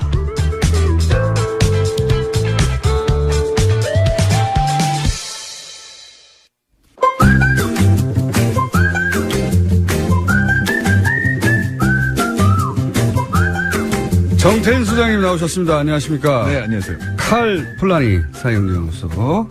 요즘 다시 또 가입자가 약간씩 늘어나고 있습니까? 모르겠어요. 지난주에는 저희가 국제학회를 했기 때문에 네. 뭐 통계를 확인하고 이럴 겨를이 없었습니다. 국제학회도 해요? 그럼요. 네, 9개국에서 한 100명의 학자가 참여한. 진짜요? 예, 예. 진짜 연구소 많네. 아, 진짜? 구멍가게 취급하고 있어요. 9개 나라에서 100명의 학자들이요? 예, 세계적인 학자들도 많이 왔습니다. 그러면 지금 우리 나라에서 문제가 되고 있는 소득주도 성장론을 만든 사람들이 왔어요. 슈토카모라든가 뭐 이런 오나란이라든가. 그거를 소장님의 초청으로 다 온 거예요? 그럼요. 그 사람들 소장님을 알아요? 그럼요. 김어준 총수 저 어떻게 보는 거예요, 지금? 소장님 훌륭하신 세계적인 소장님이시구나. 아니 근데 그분들을 다 초청할 비용이 됩니까? 이 연구소로? 현재? 예. 뭐 일부는 학회라고 하는 게 우리나라에서 학회 교수들을 초청하면 너무 돈을 많이 줘버릇해서 그렇지 다른 나라는 네. 국제학회 할 때 돈 안 받고 가요. 그래도 비행기표는 그거는 서너 명만 키노트 스피치 하는 사람만 주는 거지 나머지는 그럼 나머지는 자비로 온 거예요? 예, 자비로 오고 보통 대학교에서 이런 국제학회는 대줘요. 대학에서 그러니까 교수들은 대줘요. 그러니까 독립 연구자들은 굉장히 힘들죠. 특히 뭐 캐나다 이 정도면 300만 원 되거든요. 대학 교수에 있는 분들은 여기 초청 받았으니까 학교에 지원을 받아서 오고 예. 그 중에서 이제 주제 발표하는 분들은 이제 비용으로 초대하고 주제 발표도 공짜로 하고요. 네. 저기 키노 스피치라고 우리가 특별히 불러서 이렇게 얘기를 해달라고 맨 하는 앞에 사람들, 나서서. 예, 그런 분들만 돈 되기 때문에 이야. 학회 자체는 그렇게 돈이 많이 들지는 않습니다. 세계 9개국에서 100여 명의 학자가 와가지고 소장님이 주관하는 국제학회에서 소득주도 성장에 관한 이야기를 그런 거 나눴습니다. 했죠. 예. 하루 종일 했죠. 그거. 그럴듯합니다. 그러니까 어떡하죠? 어떻게 봤다니까 제가 예. 학회를 하고 나니까 많은 분들이 기대 이상으로 잘했다고 칭찬을 해요. 그 기대 수준이 낮았다는 얘기잖아요. 굉장히 낮았다는 얘기죠. 뉴스 공장에 나와서 그냥 뉴스 해설 정도 하는 분으로 이제 사람들이 뉴스 공장에서 뉴스 해설하는 굉장히 높은 거예요. 그렇긴 합니다. 저희 예. 국내 탑 클래스하고만 예, 국내 경제학자 중 유명한 사람 나와서 해보라 그래봐요. 잘 못해요. 맞습니다. 자, 여기까지만 하죠. 자, 그러면 오늘은 소득주도 성장과 관련된 얘기입니까, 혹시? 네. 소득주도 성장에 대해서. 지난주에 국제학회까지 해버렸기 때문에, 예. 일단 뭐, 우리 작가님이 써준 거는 미성년자 불로소득 얘기를 했는데, 5살짜리. 불로소득? 예, 이게 건강보험에 보면은 지역 가입이 있고 직장이 있잖아요. 네. 근데 직장에 낸 사람들 보니까 미성년자들이 한, 6,244명이 있는데. 직장 가입자가 미성년자가 어떻게 되죠? 그러니까 직장에 들어갔거나 직장의 대표라는 거죠. 그러니까 그 중에 236명은 기업 대표로 돼 있다는 거예요. 직장 대표로. 미성년자가요? 예, 그래서 약 평균으로는 그들이 한 4천만 원 연봉을 받는데 5살짜리 하나는 뭐 4억 정도를 연봉으로 받는. 5살짜리 하나는. 근데 그 사업이라고 그럼요. 기업이라고 하는 것이 90%는 다 임대업이었다는 거죠. 그러니까 부모로부터 건물이나 땅을 상속을 받아서 증여를 받아서 거기 대표로 있으면서 임대소득을 받는 이런 기업가가 된 거죠. 4살인데. 5살인데. 5살. 1살짜리도 있습니다. 1살짜리도 있습니다. 그러니까 이 자체. 이게 가능합니까? 자체는 불법이 아니죠. 이 자체는 상속 증여세를 냈다면, 물론 조사해봐야 되겠지만, 네. 상속 증여세 제대로 냈다면, 불법은 아닌데, 만일에 이게 주식회사라면, 이거는, 이 주주의 권리를 빼앗은 거잖아요. 주주가 엄마 아빠일 배임이죠. 수도 있죠. 배임이죠. 그죠? 근데 이게 이제 가족회사일 테니까 그런 네. 일은 벌어지지 않는데 사실 5살짜리가 무슨 일을 했고 월급을 받은 건 정당하지 않다고 할 수가 있는 거고 또 하나는 불법도 있을 수 있는 게 이 네. 친구가 쓴 경비 이런 것들 처리해서 돈을 이제 빼돌릴 수 있으니까 자체는 뭐 너무 많으니까 조그만 것들이 그렇지만 불법 이 소지는 뭐 충분히 있는 거죠. 근데 문제는 이건 빙산의 일각이잖아요. 네. 불로소득이 빙산의 일각인데 우리나라 전체 우리나라 자산이 순자산이 한 1경 900조쯤 됩니다. 뭐 감이 안 오시죠? 네, 일경이요. 네, 그리고 그 중에 토지가 7,000조 정도 돼요. 토지만 7,000조 정도. 예, 그 중에 100분의 1이 매년 상속이 된다고 한다면 네.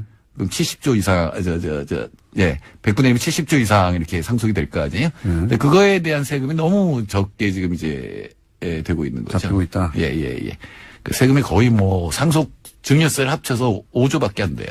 빠져나가는 게 너무 많다. 예, 사실은 증여세율은, 상속 증여세율은 35%거든요. 네. 근데 그거를 실제로 받는 거는 5.4조 정도밖에 안 되기 때문에, 맞아요. 물론 이제, 제외 대상이 있지만, 그런 상속증여세가 굉장히 얕고 실제로는 굉장히 적게 부과된다는 얘기고요.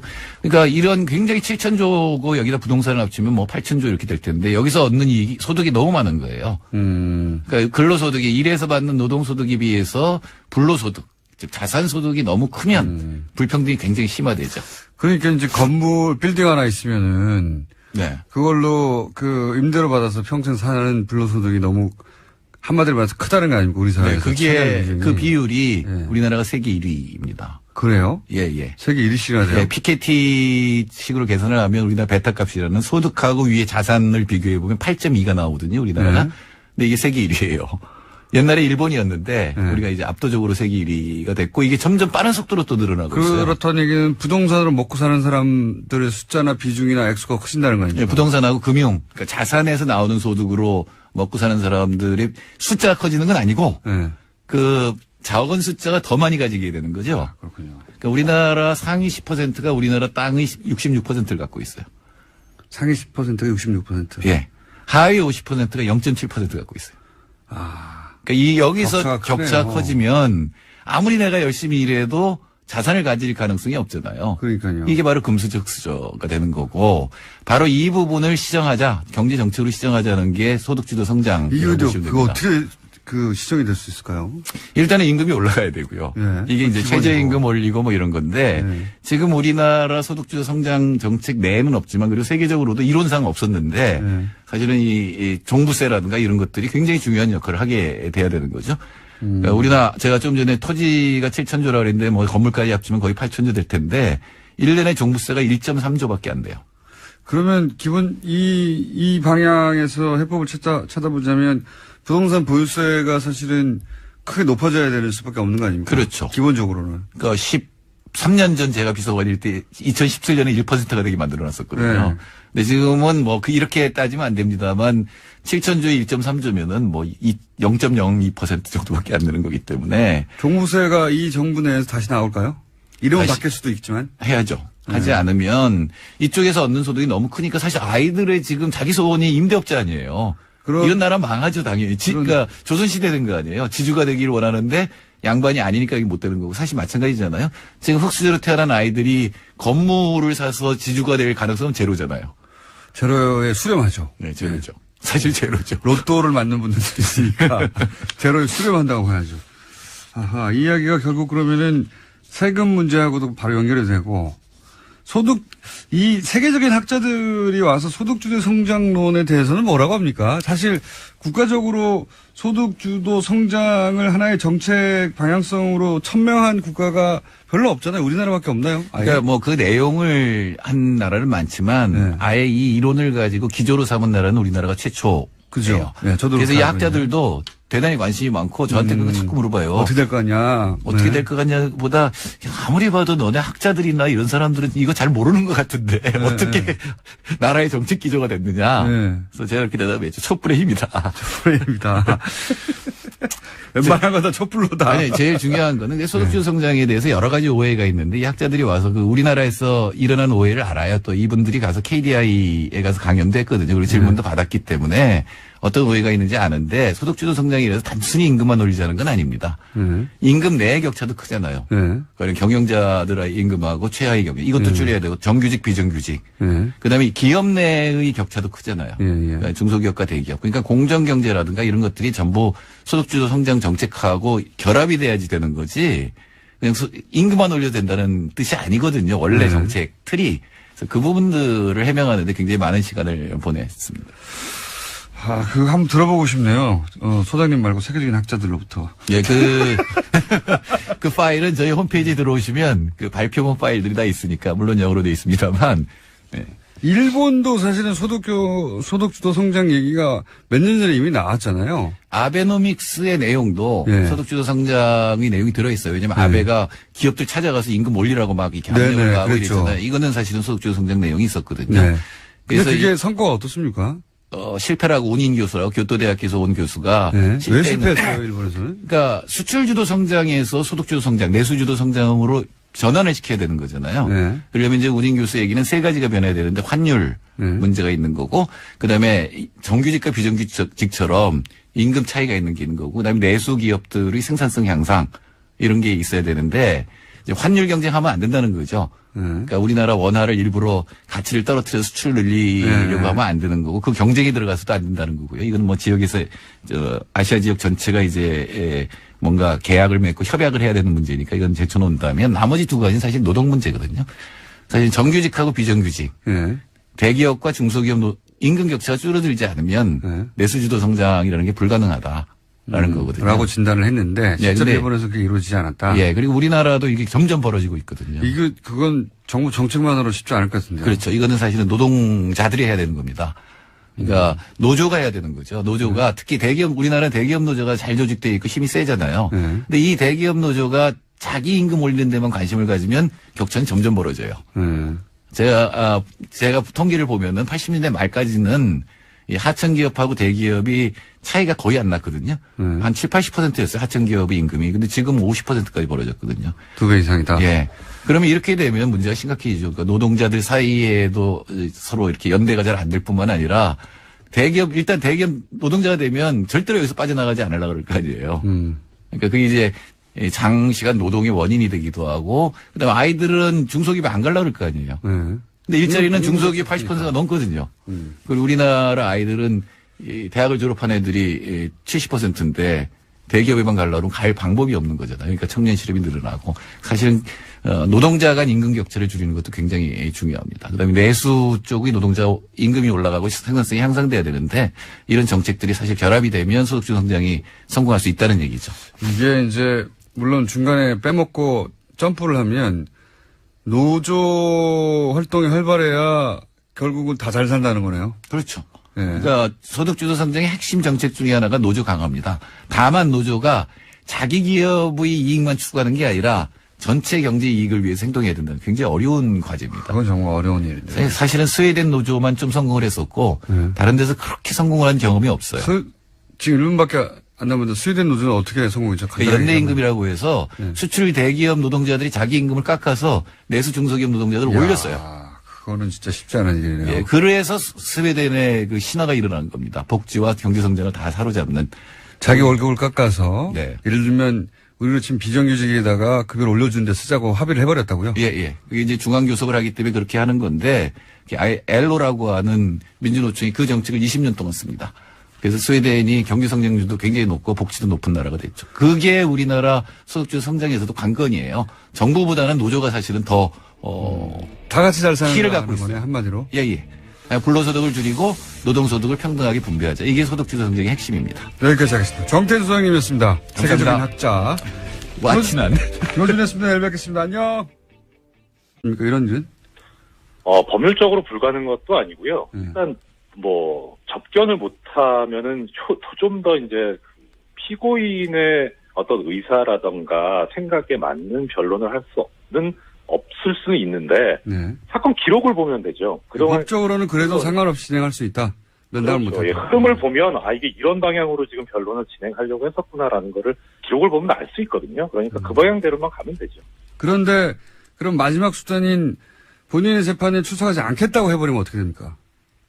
일단은 그 구속영장의 효력이 미치기 때문에 구속이라는 게 구인하고 구금을 포함하는 개념이거든요. 이제 구인이라는 게 뭐냐면 그거 좀 어려운 얘기인데 결국 쉽게 말하면 끌고 올 수 있다는 겁니다. 법정까지. 구인이 어려운 단어는 아닙니다. 판사님.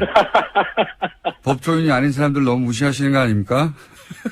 저기 추석 쓰시더니 이렇게 구인 정도는 저희도 알고 있습니다. 예. 죄송합니다. 네. 그러면 근데 뭐 네. 일반 자범들은 모르겠는데 전직 대통령이 현실적으로 부담이 있죠. 그러니까요. 끌고 온다는 게 이게 가능하지 않을 것 같거든요. 일단 법적으로는 그런데 네. 이제 그 법률상으로는 또 그렇게 돼 있습니다. 이제 일단은 그 정당한 사유 없이 출석을 피고인이 거부를 하고 그다음에 이제 교도관에 의해서 구인이 불가능하거나 현저히 곤란하다고 인정될 때는 벌석 재판을 할 수 있게 형사소송법에 규정이 돼 있거든요. 그러면 박근혜 전 대통령이 너무 아프다라든가 등등 기타 여러 가지 이유로 물론 실제 병원에 가봤더니 아프지 않다 하더라도 본인이 아프다고 주장을 하고 계속 안 나올 경우에 그 방에 들어가서 뭐 여성 경찰들이 끌고 나온다 이게 상상하기 어렵기 때문에 그런 경우는 그러면 걸석 재판의 가능성도 없다고 할 수 없겠네요. 여보세요? 질문이 곤란해서 전화를 끊으셨나요? 네. 전화가 끊긴 것 같네요. 그렇죠? 그런 것 같습니다. 네. 아마도 제가 어려운 질문을 하자 확 끊어버린 게 아닌가.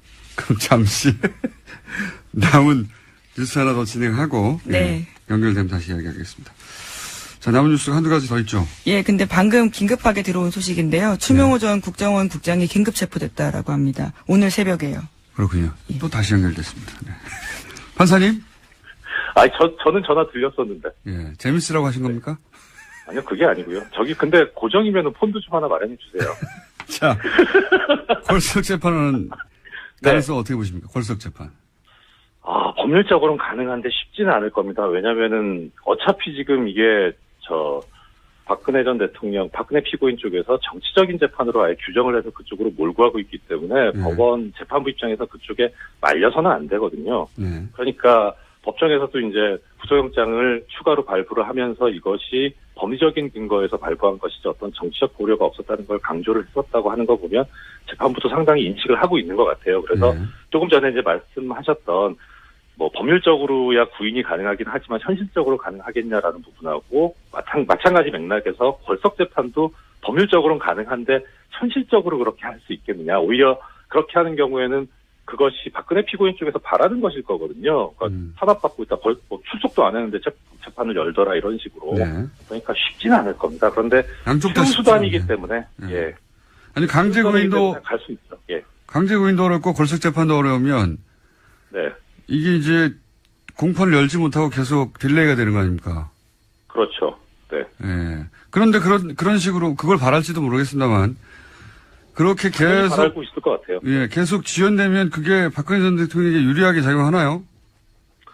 저는 유리할 것 같습니다. 왜냐하면은 이게 법정 최고형이 무기징역이기 때문에 만약에 유기징역형이 선고가 된다면 빨리 재판을 끝내고 해도 뭐 상관이 없을 수 있는데 일단은 어떻게 되든 간에 지금 법이 예전에는 그러니까 지금 현재 미결 상태잖아요. 형이 확정이 안 됐잖아요. 네. 그러니까 형이 선고가 되면 그거를 기결수로 살아야 되는데 미결수기 때문에 원칙적으로는 이게 본형의 그 형을 산 걸로 안 되게 돼 있었는데 옛날 법에는 이제 법이 바뀌어서 다 지금 산 걸로 간주하게 돼 있거든요. 그러니까 어차피 형의 산입되니까 네, 조금 더 없어요. 조금 더 편한 곳에 있는 게 낫다. 예, 그렇죠. 그리고 두 가지 경우로 또 따져볼 수 있는데 하나는 일단은 좀 오판을 한 것 같긴 하지만 어떻든 지금 현 재판부에는 기대할 게 없다라고 그렇게 생각을 한 것 같고 그러면 지금 추가로 발부된 구속영장의 효력이 최장 내년 4월까지 효력을 가지고 있는데 네. 내년 2월에 법원 정기 인사가 있거든요. 네. 그때 법원이 지금 현재 재판부가 바뀌기를 바라는 것일 수도 있고 또 하나는 그렇게 또 6개월을 흘렀을 때 또 이제 영장. 구속영장 효력이 또 소멸하게 되니까 그러니까 또 뭐 어차피 만약에 무기징역을 선고받을 거라면 뭐 지금 6개월이든 1년이든 이게 문제는 아니지 않습니까?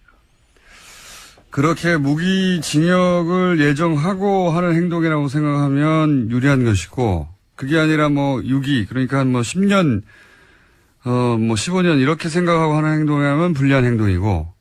뭐 불리하다고까지 할 수는 없는데, 네. 그래도 뭐 썩 그렇게 좋은 수는 아니죠. 네. 근데 이제. 무엇보다, 예. 무기징역이라고 스스로 생각한다면 이건, 유리한 부분이 있다. 네, 그렇죠. 그렇군요. 그렇게 생각했을까요? 네. 뭐, 어차피, 뭐, 공장장님께서도 죄송합니다. 공장장님께서 처음에 짚어주셨지만, 탄핵 때에서부터 작전 자체가 지연 전술이었잖아요. 그래서 네네. 그 맥락에서 지금도 전혀 변하지 않은 것 같고요. 아마 계속 끝까지 그렇게 가지 않을까 싶습니다. 뭐, 증인도 지금, 그러니까 하나 예를 들어서 보자면, 변호인단이 사퇴를 했잖아요. 네. 근데 이게 사임이라는 게 어떤 경우에 하는 거냐면 변호인 쪽에서 스스로 내가 변론을 못하겠다라고 포기를 하는 그런 행위인데 이게 보면 사퇴가 아니고 어떻게 보면 해임을 하는 게 맞았었거든요. 그렇죠. 변호사가 필요 없다는 거잖아요. 그런데 사임을 한 거를 보면 이거는 어떤 법률적인 그런 의미의 행동이 아니라 정치적인 행동이기 때문에 어떻게든 시간을 끌어보겠다는 그런 거죠. 그렇게 해서 저 국선 변호인 선임하는 것 절차까지 가도록 하고 그렇게 해서 시간을 끌겠다라는 그런 걸로밖에 보이지 않습니다. 알겠습니다. 오늘 여기까지 듣겠습니다. 감사합니다. 네, 고맙습니다. 네, 이정률 전 부장판사였습니다. 시간상 마무리를 해야 되는데, 예. 이 뉴스까지만 하고 가죠. 네, 어떤 뉴스를 할까요? 오스트리아에서. 예. 15일 현지 시각으로 열린 오스트리아 총선에서 중도우파 국민당이 제1당 차지했습니다.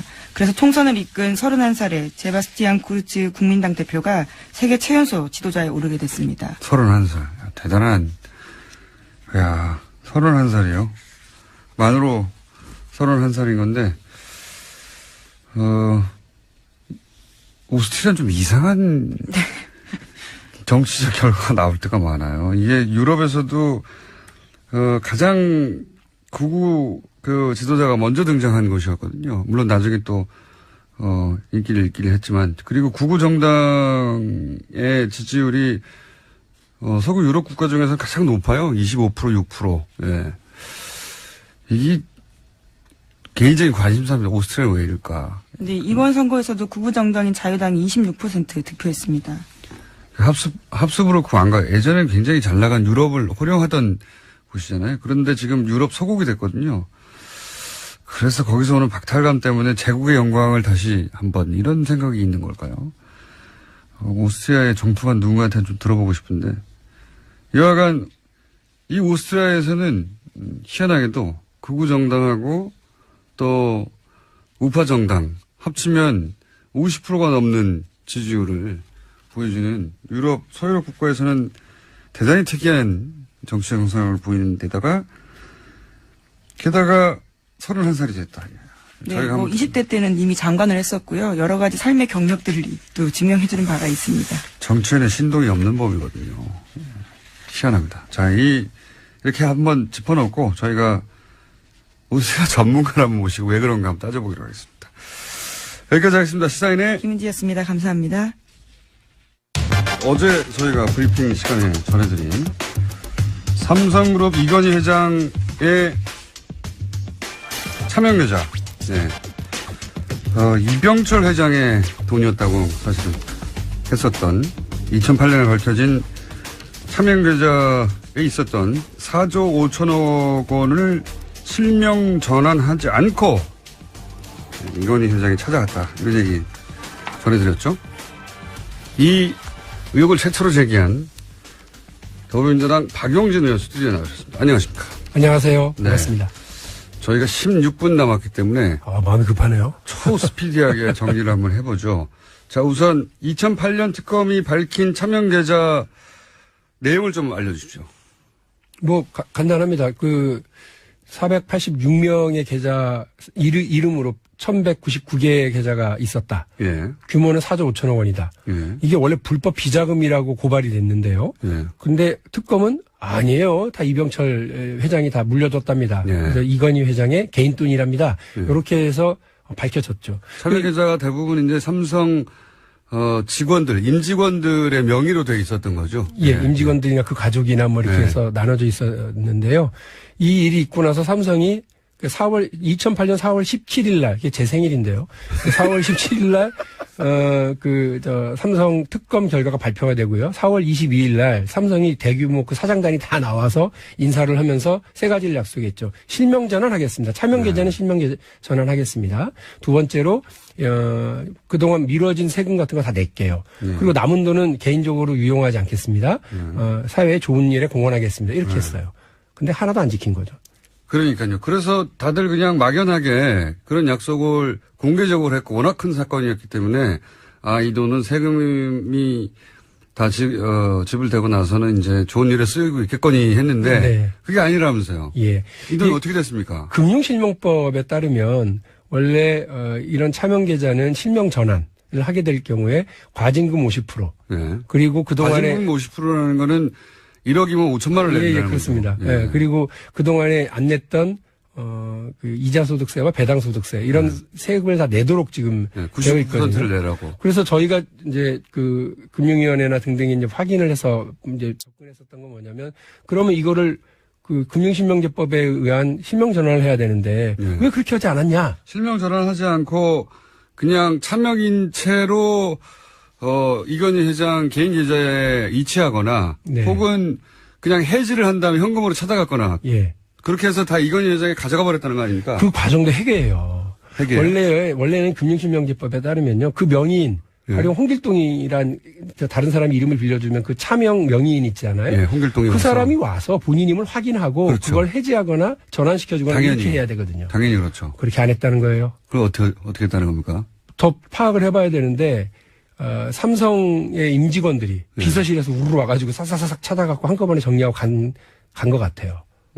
당사자가 아니라. 예, 이것도 금융당국이 사실은 정확하게 했었어야 되는데 그렇게 안 한 것 같고요. 오늘 마침 청원 계획 이렇게 불러줄 가치가 없어요.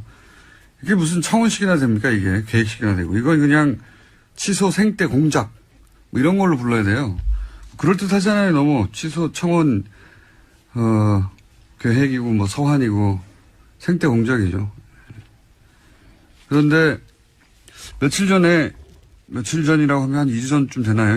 김효재 당시 청와대 민정수석 이에 대해서 그건 국정원 직원 개인의 일탈이지 이게 뭐 정권 차원에서 말이 안 된다고 했는데 근데 지금은 원세훈 원장에 보고했다는 거 아닙니까? 그리고 네, 그렇죠. 실제 발송도 했고 국정원 예산까지 들었다라는 겁니다. 그러니까 원장한테 보고했는데 하지 말라고 하면 했겠어요? 하라고 하니까 한 거지. 예. 그리고 그러니까 국정원 예산을 쓴 거죠. 이게 개인의 일탈일 수가 없죠. 이건 엄연히 국정원장이 알았으면 정권 차원의 공작인 겁니다. 예. 김효재 전 수석이 다시 답할 차례네요. 예. 그때 나와서 말씀하셨으니까. 저희도 한번 인터뷰를 시도해보겠습니다. 자, 국정원 예산을 썼고 국정원장한테 보고했다. 네, 이것이 국정원개혁발전위원회가 공식적으로 발표한 내용입니다. 대단했습니다. 정말. 예. 전직 대통령인데요. 예. 그리고 유일한 노벨상인데요. 그걸 어떻게든 흠집을 내려고 그런다고 해서 취소는 안 됐겠지만 이런 생떼를 쓰는 거잖아요. 계속해서. 네, 관변단체를 만들어서 그 대표 명의로 서한을 보내고 또 돈을 쓰고 그렇게 했던 거죠. 공작을 벌인 겁니다. 그런 서한을 보낼 단체를 자기들이 만들고 자기들이 돈을 주고 대단했습니다. 자, 다음 뉴스는요.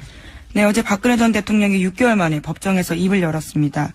박 전 대통령은 검찰이 6개월 수사하고 법원이 6개월 재판했는데 다시 구속재판 필요하다라는 결정을 받아들일 수 없다라고 말했습니다. 또 정치적 외풍과 여론 압력에도 헌법과 양심에 따라 재판할 것이라는 재판부에 대한 믿음이 더는 의미 없다고 결론 내렸다라고 이야기했습니다. 뭐 본인은 그렇게 생각할 수 있죠. 예. 그렇게 생각을 쭉 하셔도 되고요. 예. 그러면서 이제 본인은 정치적 희생양이다. 이런 얘기를 하고 싶은 거죠. 변호인도 사퇴했잖아요. 예, 전원 사임했습니다. 이거 저희 잠시 후에 짚어보긴 할 텐데, 저희, 고정, 예. 담당 법률 해석가 이정열 전 판사하고 얘기 나눠볼 텐데, 뭐 법리적인 부분은 거기서 따져보겠지만, 정치적인 액션이죠, 이게 이제. 나는 변호인도 없이 홀로 불쌍하게 이러고 있다 하는 정서적 호소를 지지자들한테 하는 건데, 근데 저는 정서적으로도 기존 박사모 외에는 설득하기 어렵고, 법적으로는 더 큰 자충수라고 봐요, 이게. 왜 더 큰 자충수인지는 이제 전문가 얘기를 들어보고. 생각해보면 탄핵 때부터 박근혜 전 대통령 변호인단은 어떻게 그렇게 오로지 망치는 길로만 가는 건지, 예. 내내 아주 절묘하게 망치는 길로만. 그리고 이 재판에 있어서도 사실은, 저희도 몇 번 얘기했지만, 이재용 부회장, 삼성 이재용 부회장 판결이 날 때까지 어떻게든 시간을 끌려고 예, 어마어마한 작전. 증인을 신청했습니다. 예, 증인 무더기를 신청하고 예. 시간을 계속 끌었어요. 그리고 정작 자기 변호는 제대로 못하고.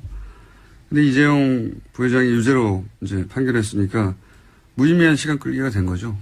진작에 그러면 진행을 빨리 했으면 훨씬 유리했을 텐데. 이번에도 예외는 아닌 것 같습니다. 탄핵 때부터 가장 가까이 있는 법적인 경호실장 역할을 하는 게 유영하 변호사인데, 예. 이수 역시 저는, 결국 박근혜 전 대통령에게 그냥 불리한 결과만 잔뜩 안길 것이다. 아마도 제 생각에는 이렇게 되면 이제 법원이, 그러니까, 새로운 변호사를 선임하거나. 예, 국선이 피고가, 선임될 수도 있습니다. 혹은 법원이 국선을 선임하거나 그것도 안 할 수도 있어요. 예. 아예 재판이 나오지 않을 가능성도 있다라는 말도 있습니다. 피고인 면담을 변호인이 못하면 변호를 못하잖아요. 그리고 또 출석도 안 할 수도 있고.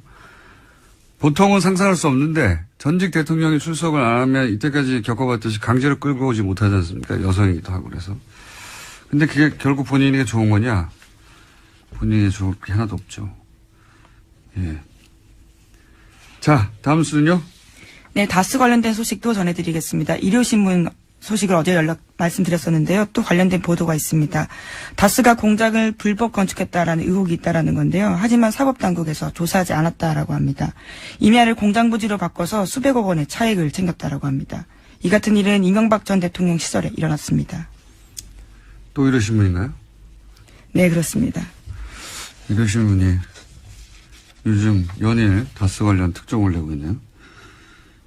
근데 이제 이명박 전 대통령, 실소유 의혹이 있는 땅들, 그러니까 처남, 이재용 씨, 이제 사망하신 이재용 씨 명의로 되어 있는데. 네, 김재정 씨. 김재정 예. 씨. 이재정은 의원입니다. 국회의원이군요. 예, 예. 경기도 교육청 교육감이기도 하고요. 그렇군요. 예. 제 변호사에게 됐습니다. 예. 자, 이명박 전 대통령 실소유주 의혹이 있는 김재정 씨 소유, 지금은 이제 미망인, 소유인 걸로 알고 있는데, 땅들은 특징이 있어요. 대부분 쓸모없는 땅, 쓸모없는 땅. 그러니까 당장 땅값이 엄청 싸고, 예를 들어서 거기 고속도로가 아예 난다든가, 아니면은, 지목이 변경된다든가, 개발이 되지 않는 한 대단히 낮은 지가에 흔히 쓸모없는 땅이라고 하는 땅들이 많아요. 근데 그런 땅들이 나중에 이명박 전 대통령이 이제 서울시장이 됐을 때에, 뉴타운을 했었죠. 뉴타운으로 지정되는 땅들 중에, 이명박 전 대통령 일가가 소유한 땅들이 있어서 지가가 폭등했다든가 그런 일이 있었고요.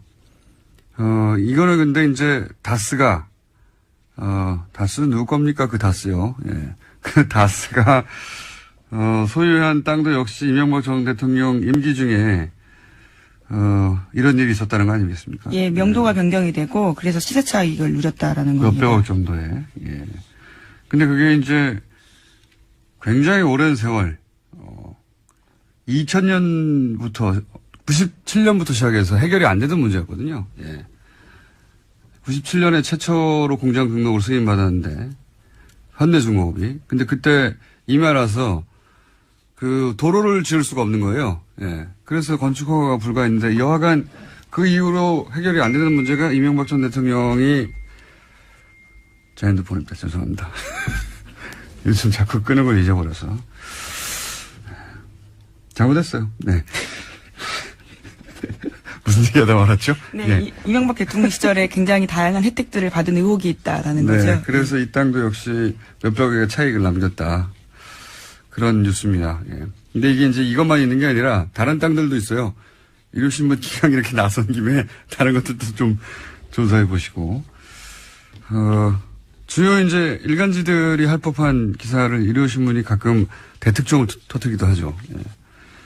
연속으로 다스 관련해서 뉴스였습니다. 자, 다음 뉴스는요? 네, 박근혜 정부 시절에 청와대가 지난해 4월 13일 총선에도 개입한 정황을 검찰이 수사 과정에서 포착했습니다. 여기에는 허현준 행정관이 관여되어 있다라는 건데요. 작년에 4.13 총선을 앞두고 월드피스 자유연합이라는 이름을 가진 단체가 낙선운동 대상 후보자 명단 발표했습니다. 전원이 더불어민주당 등 야당 후보자였는데요. 이와 관련해서 청와대가 관리했다라는 겁니다. 그러니까 총선에 또다시 보수단체, 예, 를 이용해서 선거운동을 했다는 거 아니겠습니까? 예. 그리고 거기 관련자가 허현준 전 행정관이고 화이트리스트에 계속 등장했던 이름이죠. 본인의 관련성을 부인했었었는데, 이런 뉴스가 나오면 제가 몇 달 전부터 계속 주장해왔던 4.13 총선에서도 개입했다는 정황이 나온 거잖아요. 청와대가. 예, 이번에는 국정원이 아니에요. 박근혜 정부 당시 청와대가 개입한 총선의 정황인데 이거보다 훨씬 더 중요했던 게 박근혜 전 대통령 운명의 탄핵 때입니다. 그래서 탄핵 반대 집회, 소위 이제 태극기 집회 때 과연 청와대 차원의 지원이 없었겠는가 하는 대목을 수사해 봐야 된다고 제가 오래전부터 주장해 왔는데 총선에도 이렇게 몰래 지원하고 개입을 했는데 그보다 훨씬 더 직접적으로 운명이 결부되어 있는 탄핵 때는 안 그랬겠는가 수사 대상이라고 봅니다. 자, 이 대목에서 연결이 마침 됐습니다.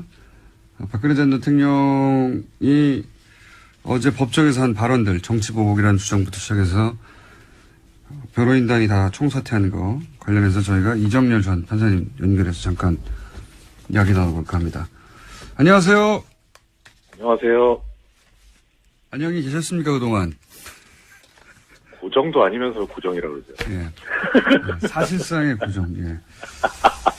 자, 변호인이 총사퇴했습니다. 우선, 변호인이 총사퇴하게 되면 그 다음 수순으로 법원이, 뭐랄까, 권유하거나 또는 법적으로 해야 될 일이 뭡니까? 일단 이게 그 필요적 변호 사건이라 그래가지고 예. 그 사형 무기 법정형이 그런 경우 최고형이 그런 경우에는 변호인이 없으면 개정을 할 수가 없게 돼 있습니다. 그러니까 변호인을 이제 사선 변호인을 선임을 하던가 네. 아니면 선임을 안 하면 법원에서 직권으로 국선 변호인을 선정해서 선임을 해야 되는 거죠. 그러니까 법원이 할 일은 그겁니다. 그러면 국선을 만약에 선임했는데 국선을 선임했어도 진행이 안 될 경우도 있습니까? 거의 없어요. 거의 없는데 왜냐하면 국선 변호인이 그러니까 아주 그냥 거칠게 말씀드리면 공판 개정을 위한 형식적인 요건이 될 수 있거든요. 그냥 앉아만 있으면 됩니다.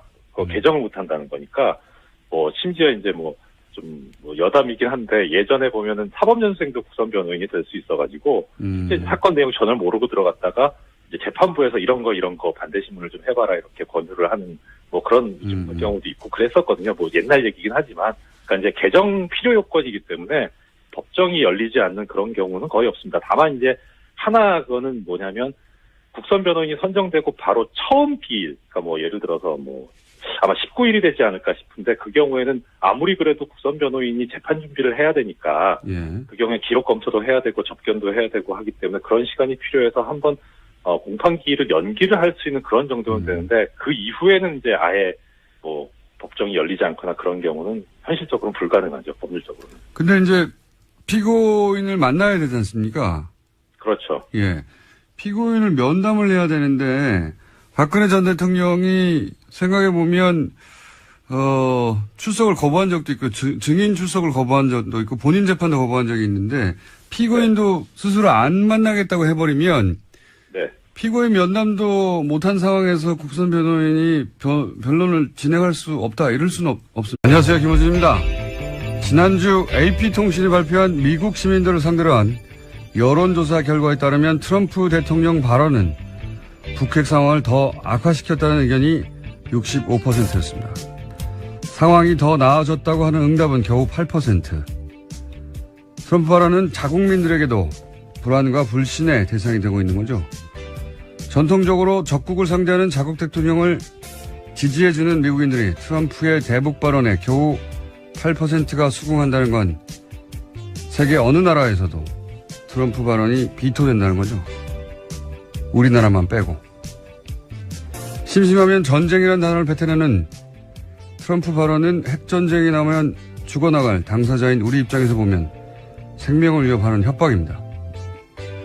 그럼 우리 언론들은 그런 말을 뱉을 때마다 그 발언을 지적하고 비판하고 반격해야죠. 그래서 우리나라에서 트럼프 발언은 8%대가 아니라 0.8% 대우를 받아야 하는 거죠.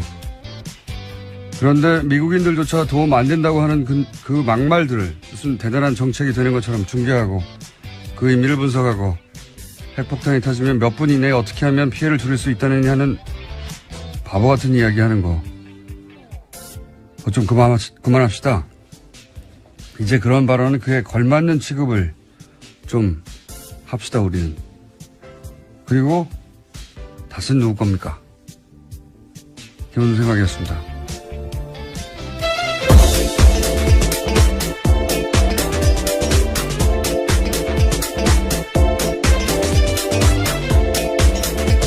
시사인의 김은지입니다. 오늘 발음은 약 평소에 60% 정도. 제가 좋았을 때 하고, 비가 전에. 탓은 누구 겁니까? 네, 완전 유행어가 됐더라고요. 요새 웬만한 댓글에 다 쓰여 있습니다. 많은 사람들이 궁금한 거죠. 예. 앞으로도 계속 질문해 나가야 됩니다. 탓은 누구 겁니까? 이렇게 중간중간에. 밥 먹다가도, 가족끼리 밥 먹다가도 얘기하고, 친구들하고 드라마 얘기하다가 갑자기. 예. 어제 봤냐 그거? 재밌지 않냐? 예. 근데 탓은 누구 거니? 이렇게 해야 한다. 자, 첫 번째 뉴스는요? 네, 박근혜 정부 시절 국정원 관련된 소식입니다. 추명호 전 국정원 국장이 2014년 말부터 최순실 씨 관련 첩보를 수집하고도 상부에 보고하지 않았습니다. 또 지난해 7월에는 우병우 전 수석 감찰을 진행한 이석수 전 특별감찰관 동향을 파악해서 우 전 수석에게 직보했다고 합니다. 추명호 전 국정원 2차장이죠. 예. 2차장은 오래전부터 최순실 라인이라고, 예. 그런 의혹을 언론으로부터 받았죠. 예. 네, 그런 사실들이요. 어제 국가정보원 개혁발전위원회가 공식적으로 조사해서 발표한 결과이기 때문에 더 의미가 있습니다.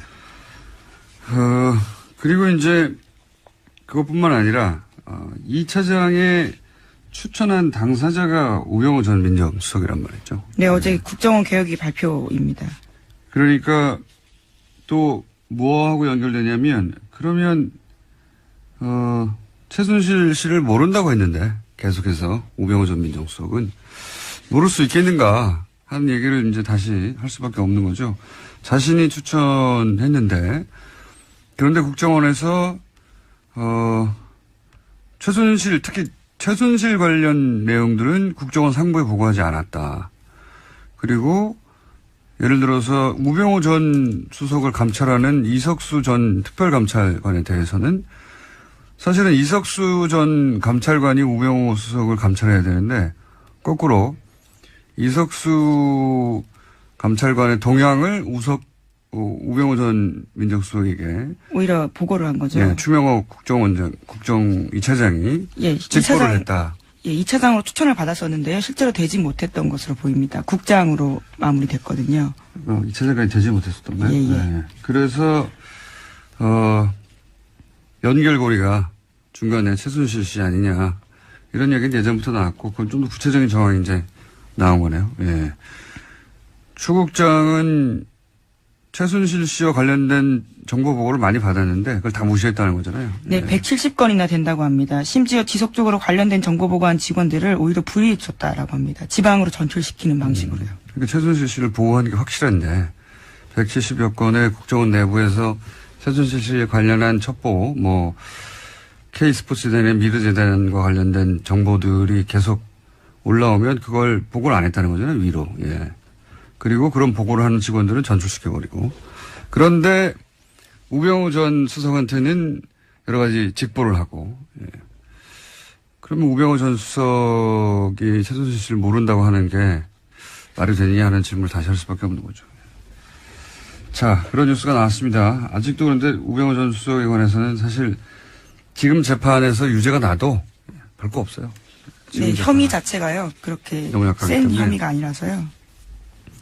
이런 진짜 건더기에 해당될 이런 내용들은 지금 다 빠져있죠. 우병우 전 민정수석이 재판을 받고 있는데 하여튼 유죄가 돼도 그것 가지고는 우리가 생각하는 정도의 벌금 정도 나올 거라고 봅니다. 벌금. 유죄가 돼도.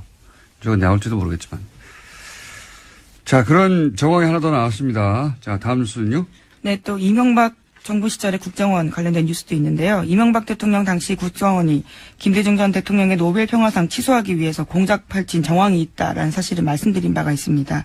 그런데 이와 관련해서 구체적인 사실들이 나온 건데요. 국정원이 이것이 모두 사실이다라고 확인을 해준 겁니다. 수상 취소 청원 서한을 노벨위원회에 보냈다라고 합니다. DJ 노벨상 취소